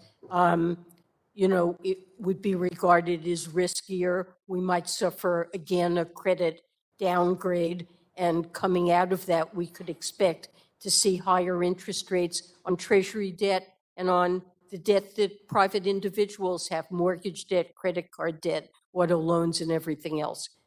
I want to quickly ask you about a Title IV loan under the CARES Act. During the Trump administration, the largest recipient of the Title IV national security loan was a trucking company, previously known as YRC Worldwide and presently known as Yellow Corporation. Do you think a nearly bankrupt trading company whose conduct is the subject of a DOJ lawsuit for overcharging should have received the national security loan from the Trump administration? I'm afraid I don't know the details of that, and I'd be glad to have our staff get back to you on that. And I want to be clear that this loan is the subject of scrutiny from the Bipartisan Congressional Oversight Commission and the Select Subcommittee on the Coronavirus. You said that at the end of September, the funding for the emergency rental assistance might be reallocated. Up to how much funding might be reallocated? I can't give you a dollar estimate, but the objective would be to shift it to areas where there's need and proven success in getting it out. And if the use of extraordinary measures is exhausted on October 18th, what does the Federal Reserve do on October 19th? What actions do you take in response, if any? And that'll be my final question. I guess I would just say no one should assume that we can really do much to if there were to be a default on our obligations, no one should assume that the Fed or anyone else can fully shield the American people from the consequences of that. My time has expired, so. The gentleman from Indiana, Mr. Hollingsworth, is now recognized for 5 minutes. Well, good morning. I'm going to ask most of my questions to Secretary Yellen. First and foremost, I want to associate myself with the comments that Mr. Kustoff made. I love serving on this committee. I have a great time working on the policies that emanate from this committee, but rarely does something that this committee do lead to questions in the grocery store, questions at convenience stores, and questions around my district. But I have to tell you, the proposal that has been put forth about expanding the amount of information that the IRS is going to get on private bank accounts has been something I've been asked about at parks, at grocery stores, at convenience stores around the district. This has people deeply afraid about the emergence of an apparatus that can be used against them. So I want to better understand with specificity what is being proposed, because what I saw in the proposal as circulated by Treasury was extremely generic and somewhat incongruent with what I heard today. You said to Mr. Kustoff that the only things that will be reported to the IRS under your proposal is the gross inflow and the gross outflow from that particular account in a given year. Is that accurate or inaccurate in what you have requested? The proposal put forward by the administration requested a bit more information than that, but what is under consideration now in reconciliation would be limited to those two pieces of information. And this would be what you should tell people who ask you about this in the park is that right now, much of the audit time of the IRS is devoted to taxpayers that have relatively low incomes. And we know that the tax gap is something that comes from opaque sources of income and from high-income individuals. So I need to tell my The audit rates on individuals earning less than $400,000 would not increase. This would Wait a minute. audits They're not worried about the to audit those- rates, reclaiming my time. They're not worried about the audit rates. They're worried about yielding their privacy, yielding their transaction history to a There federal is no- government, there is no transaction history. reclaiming my time to a federal government that has shown itself time and time again, mobilizing that information against individuals, against organizations, and against businesses, has shown itself incapable of protecting that data from There is breaches by no- nation states, there from is breaches, no- reclaiming my time. This is deeply concerning to them. So forgive me if I won't go back to them and say, don't worry, despite all evidence to the contrary about their past history, the federal government really means it this time when they say they're going to respect your privacy, when they intend to build firewalls around this enormous database of personal information to them. And by the way, which you brought up, we're doing it for a really good purpose. We're doing it for a really good purpose. Forgive them if they don't believe that the government is showing up on their doorstep to ask about the inflows and outflows from their personal accounts at a very de minimis level, and that is going to be used for only their good purpose. There is no transaction level data being that would be reported to the Can you IRS. clarify what you mean by a bit more data then? When you said, I asked, is it just these two things? And you said, it's a bit more. What does a bit more mean? The proposal by the administration that was originally put forward requested some additional information, particularly about businesses and partnerships. Yeah. But there is no transaction level data for individuals being considered by this Congress. I want to point And out, look, why is it okay that we have businesses report wage and salary income, or companies report dividends, I think or reclaiming my time, I think there's some real concern about growing the amount of data the federal government has proven itself incapable of handling correctly, or at some points ethically, to the IRS. I heard testimony 2 years ago about how China was able to apprehend many of the protesters in Hong Kong. The way that they did that was mining financial data, not by virtue of great law enforcement work and investigatory work, but instead by mining financial data about who was scanning their credit card in order to buy subway tickets to those particular locations. This worries Americans who are rightly concerned about a federal government that does not have their best interest at heart, but is telling them that for the greater good, they need to yield more privacy, more of their privacy, more of the things that they do in their personal accounts, because we might be able to close the tax gap for other people who are cheating. With that, I'll yield my time. The gentleman's time has expired. The gentlewoman from Iowa, Ms. Axney, who is also the vice chair of the subcommittee on housing, community and development and insurance, is now recognized for 5 minutes. Thank you, Madam Chair, and thank you, Secretary Yellen and Chair Powell, for being here. It's great to see you. Listen, we've heard a lot about inflation, of course, but I want to dig a little bit into this. Chair Powell, you recently mentioned that price increases are relatively concentrated in particular areas. And yes, I think most folks can understand that things like airlines and hotels, et cetera, industries that took a hit during COVID, because people weren't really traveling, this could be an issue there. However, I want to get into some other areas where we've seen price increases. One of the biggest areas is in cars, both new and used. And I wanted to touch base about this. Secretary Yellen, one of the key causes of the shortages and the prices of the increase in our cars is because of shortages of semiconductors and production issues. Is that correct? Yes, that is correct. There have been significant semiconductor shortages, particularly affecting cars. Thank you.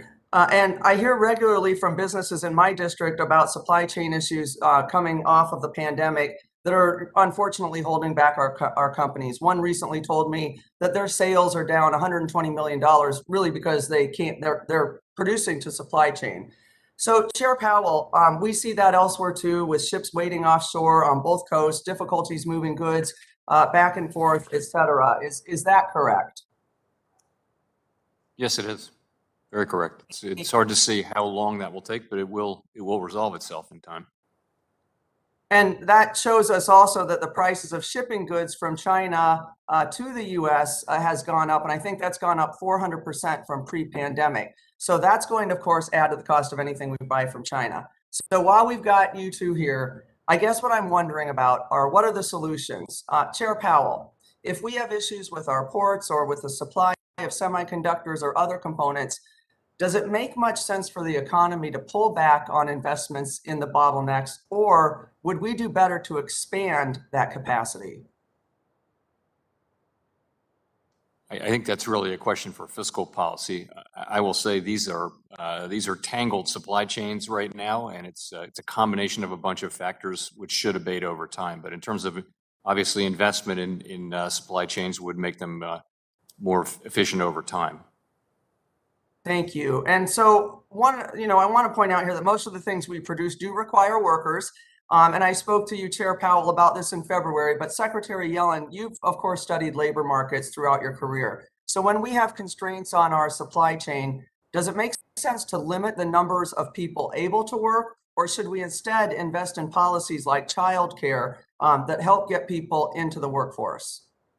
Well, absolutely. I think over the longer term, we've had a problem with declining labor force participation of prime age workers. And we're proposing paid leave, childcare support, early childhood education supports that would help expand labor force participation. In the short run, of course, dealing with the pandemic to make sure schools can operate on a normal schedule, get people back to work will help as well. And then there are other countries around the world that obviously have some of these pieces put in place, like, better child care, early childhood education. In your studies with them, do you see economic growth coming as a result of putting these practices in place? Yes, it's been an important source of growth in the United States and elsewhere. Once upon a time, the United States, just with respect to women's labor force participation, had about the highest in the world. And that's changed radically in recent decades as we've failed to expand and provide the level of support for female, especially for women's labor force participation. We've fallen behind other developed countries. Absolutely, and thank you. So what I'm hearing, it sounds like to me that Democrats, what we're proposing is actually a solution to some of these inflation concerns, and that doing nothing will actually exacerbate issues and make it worse. I'm, for one, not in the business of telling people what they can't buy. What I'm hoping that we can do is find solutions like childcare, like paid family leave, like lowering the cost of prescription drugs to keep money in people's pockets so that we can stop artificially limiting the capacity of America's economy and get people back to work to help create more products and move products around our country. So things like childcare, paid leave, and other policies will actually help expand the workforce. Thank you so much. Gentlelady's time has expired. The gentleman from Tennessee, Mr. Rose, is now recognized for 5 minutes. Thank you, Chairwoman Waters and Ranking Member McHenry, and I want to thank Chairman Powell and Secretary Yellen for being here today. I'm just going to dive right in. I do want to follow up on a couple of things that have been talked about quite a bit this morning. The debt limit, first of all, I feel like there's a lot of misinformation that circulates about this. So to be clear, if we suspend the debt limit, that's to allow for the enlargement of the debt. Yes, some of that for programs that have been in place historically, but much of that for that would likely facilitate new spending. And I learned a long time ago from my dad not to sign blank checks. And so it seems to me that if we suspend the debt limit, that's kind of like signing a blank check. And frankly, I'm not willing to participate in signing that blank check. If we had assurances that that increase would go simply to cover the current built-in costs of operating the government, then that might be a different discussion, but that's not the one we're having.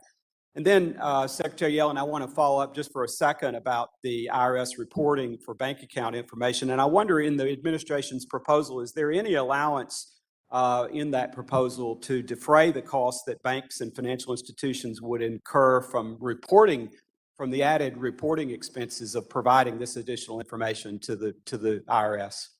I don't believe it was in the administration's proposal, but if appropriate, we would be glad to work with Congress on that to defray any expense. Well, I certainly know that the existing reporting requirements that banks face is to be short on onerous and expensive, and of course, ultimately, their customers end up bearing that cost. I want to shift gears now. In May, the Treasury Department published an interim final rule to implement the Coronavirus State and Local Fiscal Recovery Fund.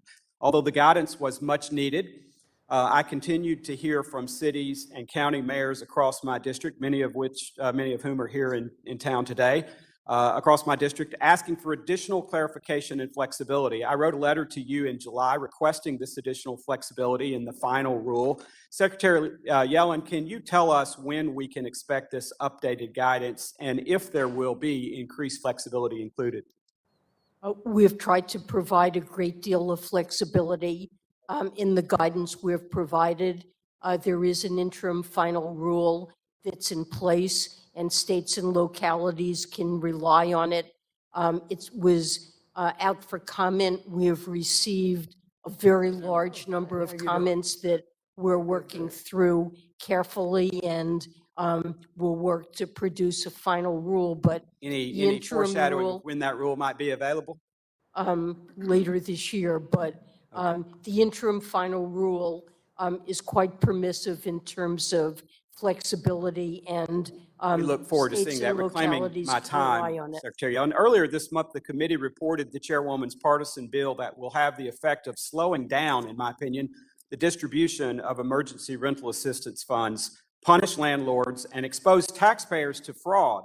Part of her bill would replace having grantees determine if a household was, in fact, an eligible low-income household, as Congress intended with the self-attestation that requires grantees to accept any attestation of the household as true. Secretary Yellen, are you concerned that requiring grantees to accept all self-attestations of applicants who want to get free rental assistance money will increase the likelihood of fraud? We're working carefully with Chairwoman Waters and want to make sure that we get money out in the most effective and rapid way possible while maintaining adequate controls to prevent fraud and abuse. And Secretary Yellen, we've had several hearings regarding the emergency rental assistance program that is dispersed through Treasury, and yet you haven't appeared at a single one. And for that matter, you failed to appear at the Small Business Committee hearing as well. So I'm going to yield the remainder of my time to my good friend, Mr. Lukemeyer, the ranking member of the Small Business Committee. Thank you, Mr. Rose. Secretary Yellen. I'm also the ranking member of the Small Business Committee, as Mr. Rose indicated. And in last December, Congress passed a bipartisan bill that required you to testify in front of the Small Business Committee on the Paycheck Protection Program. That deadline has now passed 157 days ago, and you're still not there. You have willfully refused to come before the committee and willfully refused to obey the law. So my question is very simple. Why can you, a cabinet member of the Biden administration, pick and choose which laws you choose to follow? Please close your bender and please respond off the cuff. Why can you pick and choose which laws that you respond to? I have testified 11 times before Congress during But never in front of the Small Business Please Committee, allow Madam the, Chair. 7 months I have agreed to do so. We have not been able to find an appropriate date that Madam works. Chair, I have offered Secretary, to I have can my show you a deputy. list of your. Your time has folks that you've been able to expired. come in contact with. I yield back. The gentleman from Massachusetts, Mr. Lynch, who is also the chair of the Task Force on Financial Technology, is now recognized for 5 minutes. Oh, there it is.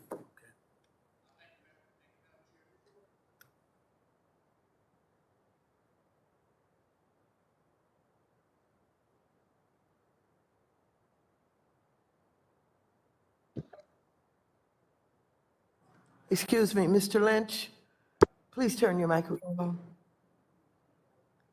I apologize to Ms. Adams.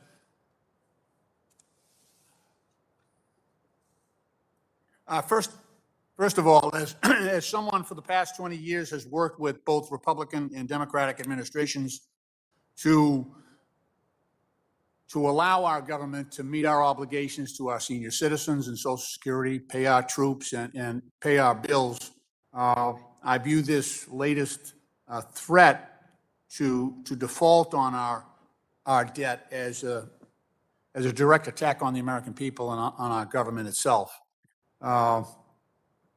Never has it been a good time to destroy the full faith and credit of the United States. And I fully support Mr. Foster's bill, House 3305, which would change the whole dynamic of raising the debt limit. I would like to ask you about the rollout of the CARES Act. And Madam Secretary, I know that was a joint program between Treasury and the SBA. As Chairwoman Waters pointed out, I chair the task force on fintech. And while there were very little connections between most of the fintech firms and the SBA prior to the pandemic, once we gave them about $330 billion in the second phase of the PPP program, the fintechs engaged.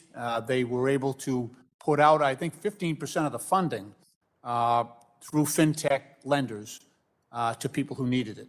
Unfortunately, however, about 75% of the fraud that we detected was from that 15% that went out through fintech lenders.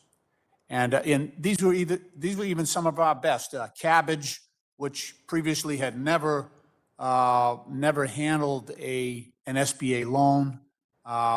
They were one of the companies that had difficulties.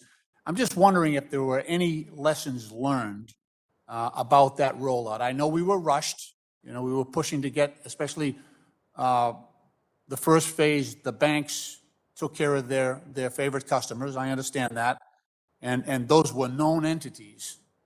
And then we in Congress encouraged a further reach out to the SBA for people who were not met and were not addressed in the initial phase. But are there any, we had the rushed aspect of it. There was also, I'm not sure what the API interface is between the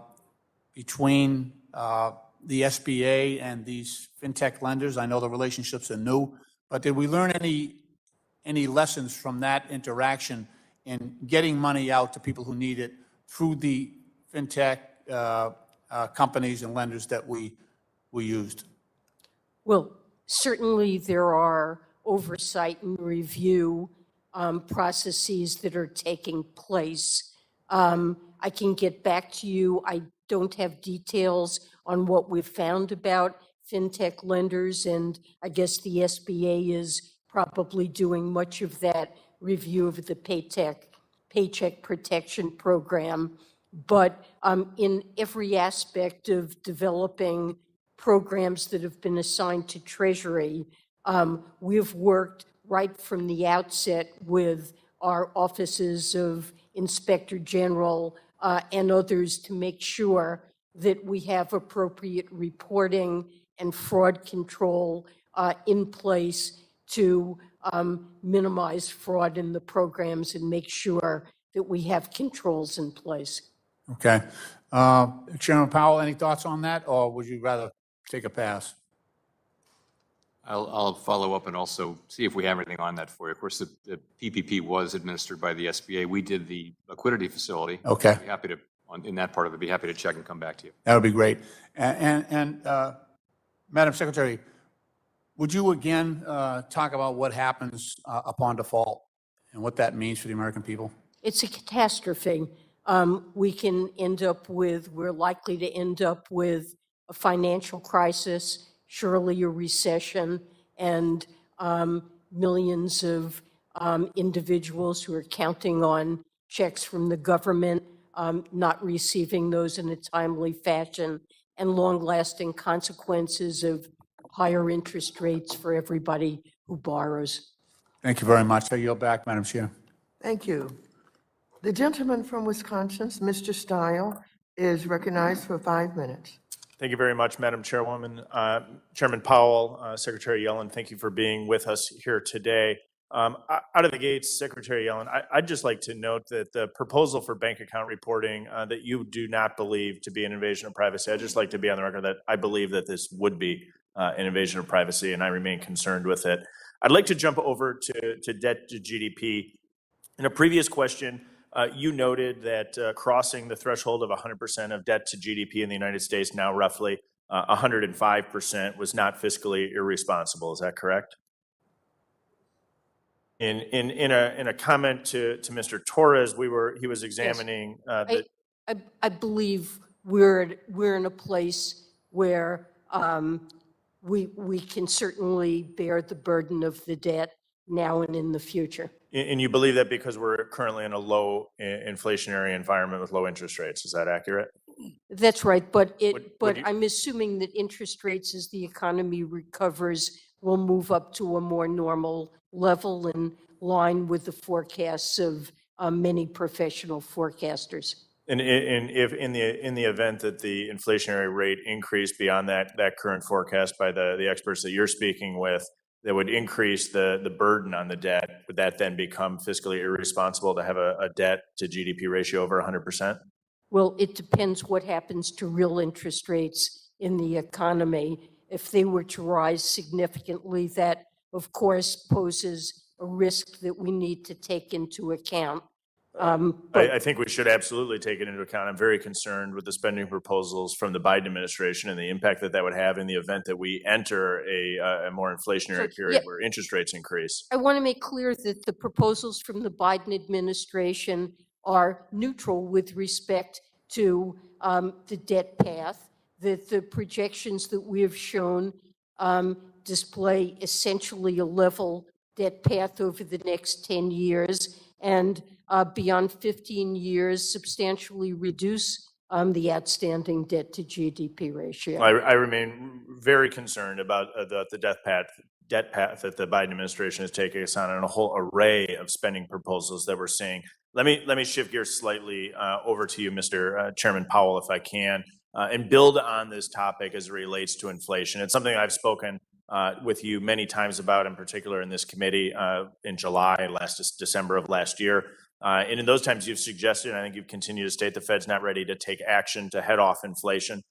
Yet we're continuing to see prices to increase.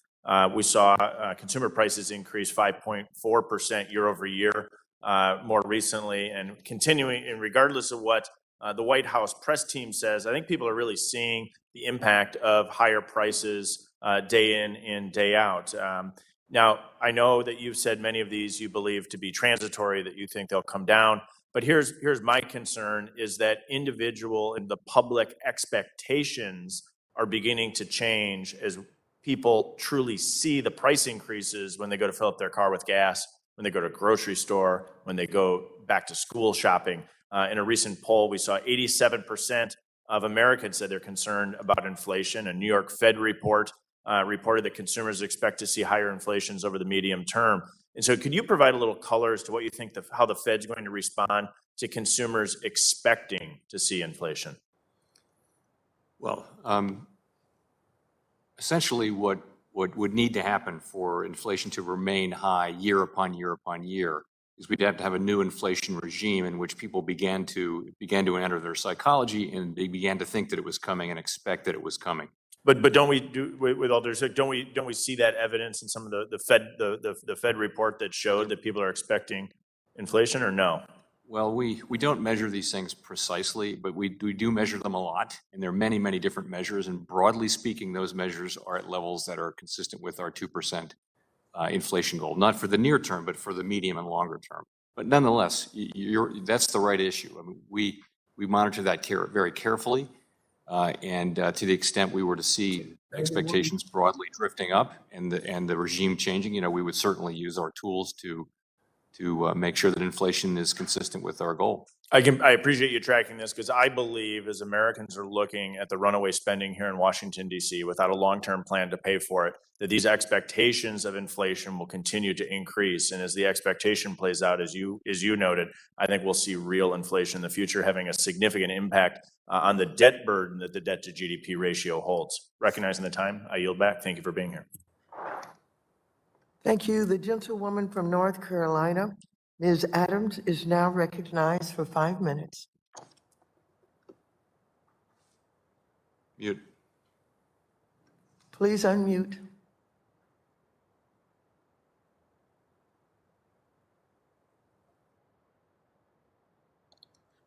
Thank you, Madam Chair. Secretary Yellen, Chairman Powell, thank you both for being here. I'd like to follow up on a question that Senator Brown posed to both of you on, I think, Tuesday.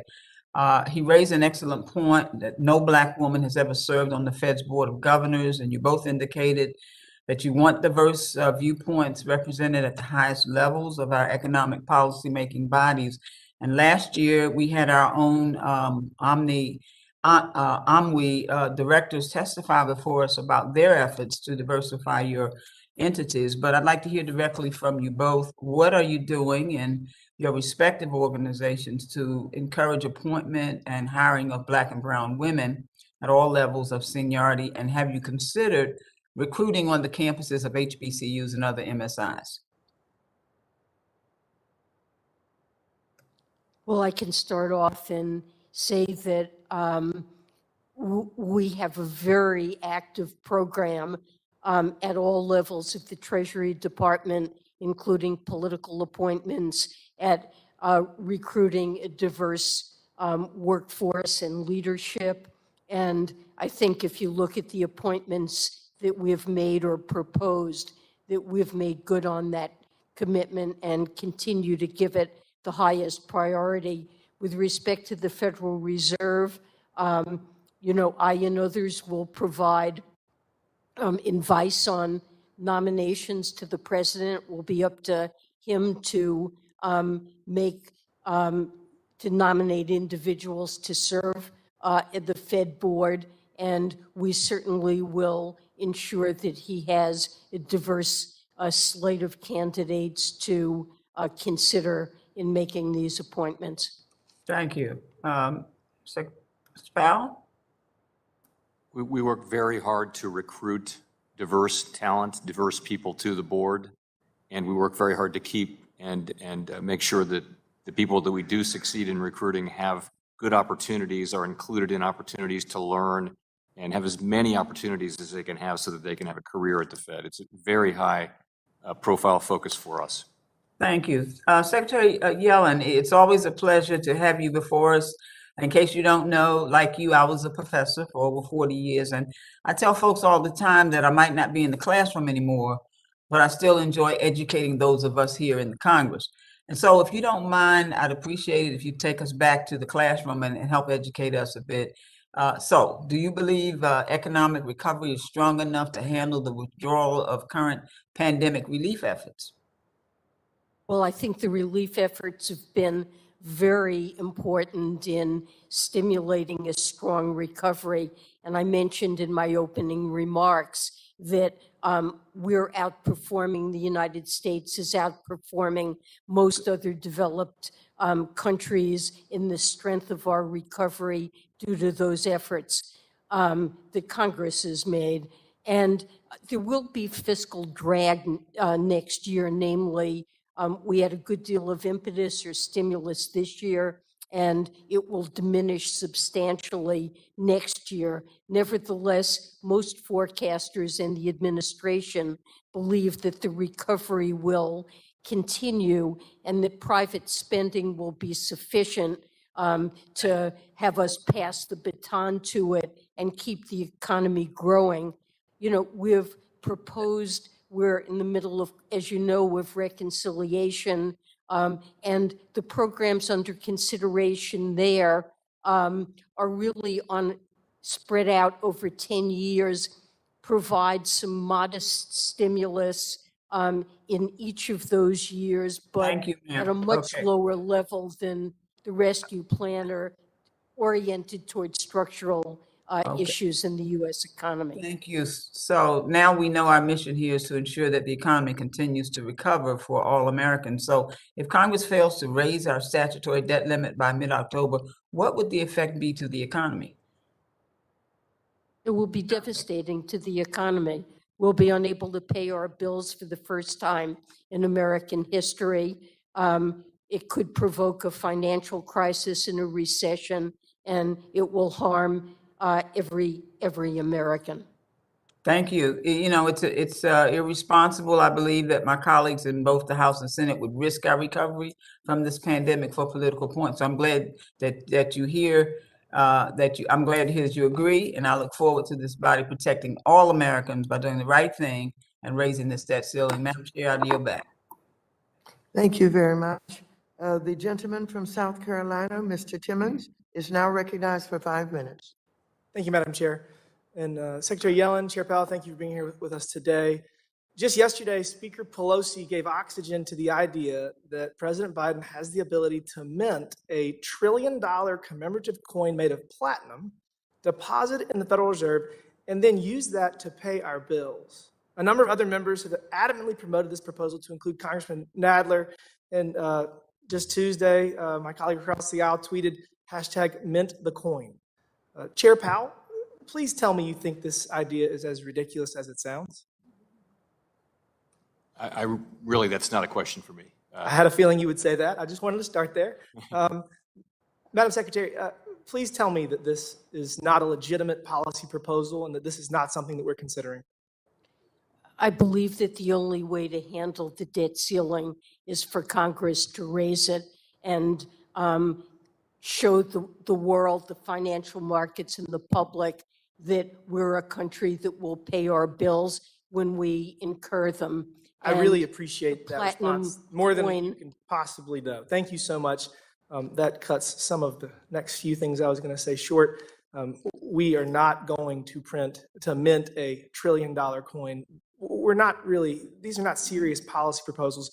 Speaking of serious policy proposals, I want to talk about what Congressman Kustoff and Congressman Hollingsworth touched on, the idea of, well, I guess it's changed, because as the Biden administration proposed it, it was originally all transaction histories of any account with more than $600 in or out of it. So you testified not 15 minutes ago that it now in reconciliation is not being considered. It is just the account balance. So Sure. it's changed. I never said that the administration ever proposed collecting detailed transaction data from individuals. That is never anything that the Biden administration contemplated. So you just said it's changed since the original proposal to what is now being considered. How did it change? A few additional pieces of information were contemplated for businesses. And those are no longer being, so it's getting better. It's moving in the right direction, because I've had a number of banks and credit unions reach out to me. It's remarkable. Generally, they do not agree.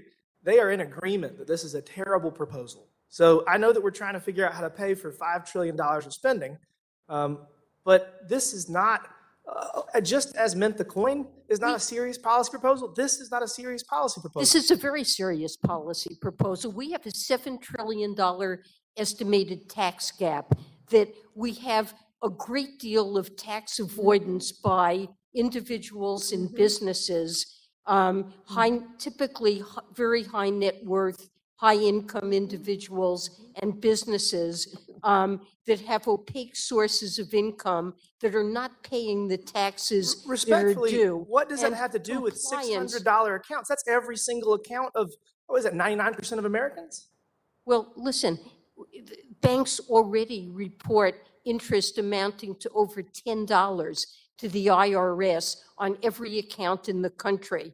And this proposal involves 2 additional pieces of information that are not at the level of individual transactions. And this will help low-income individuals who now are disproportionately subject to audits by the IRS. We had a What this hearing- will do is let the IRS focus its Reclaiming my compliance time, Madam efforts Secretary. on those individuals had a who hearing- are avoiding paying the taxes Claiming my that time. are due. Madam Secretary, please. We had a hearing just yesterday in this very room about the underbanked and the unbanked. And one of the biggest concerns is about privacy. And so for us to make it far more challenging for people to trust the very system that we're hoping that people use, the banking system, the backbone of our economy, we're moving in the wrong direction here. And I appreciate that we have changed the expectation from the original proposal to now it's being considered reconciliation. But the American people don't want this. They don't think it's reasonable. And I'll go ahead and this is what's going to happen. It's going to get pulled out because there's no support from the American public, and it's just not going to happen. With that, I yield back. Thank you. Thank you very much. I'd like to thank Secretary Yellen and Chair Powell for their testimony today. Without objection, all members will have 5 legislative days within which to submit additional written questions for the witnesses to the chair, which will be forwarded to the witnesses for their response. I ask our witnesses to please respond as promptly as you're able. Without objection, all members will have 5 legislative days within which to submit extraneous materials to the chair for inclusion in the record. This hearing is adjourned, and I thank our witnesses so very much for being here. We have the hard stop now, right at 12:15. We're on time. Thank you very much.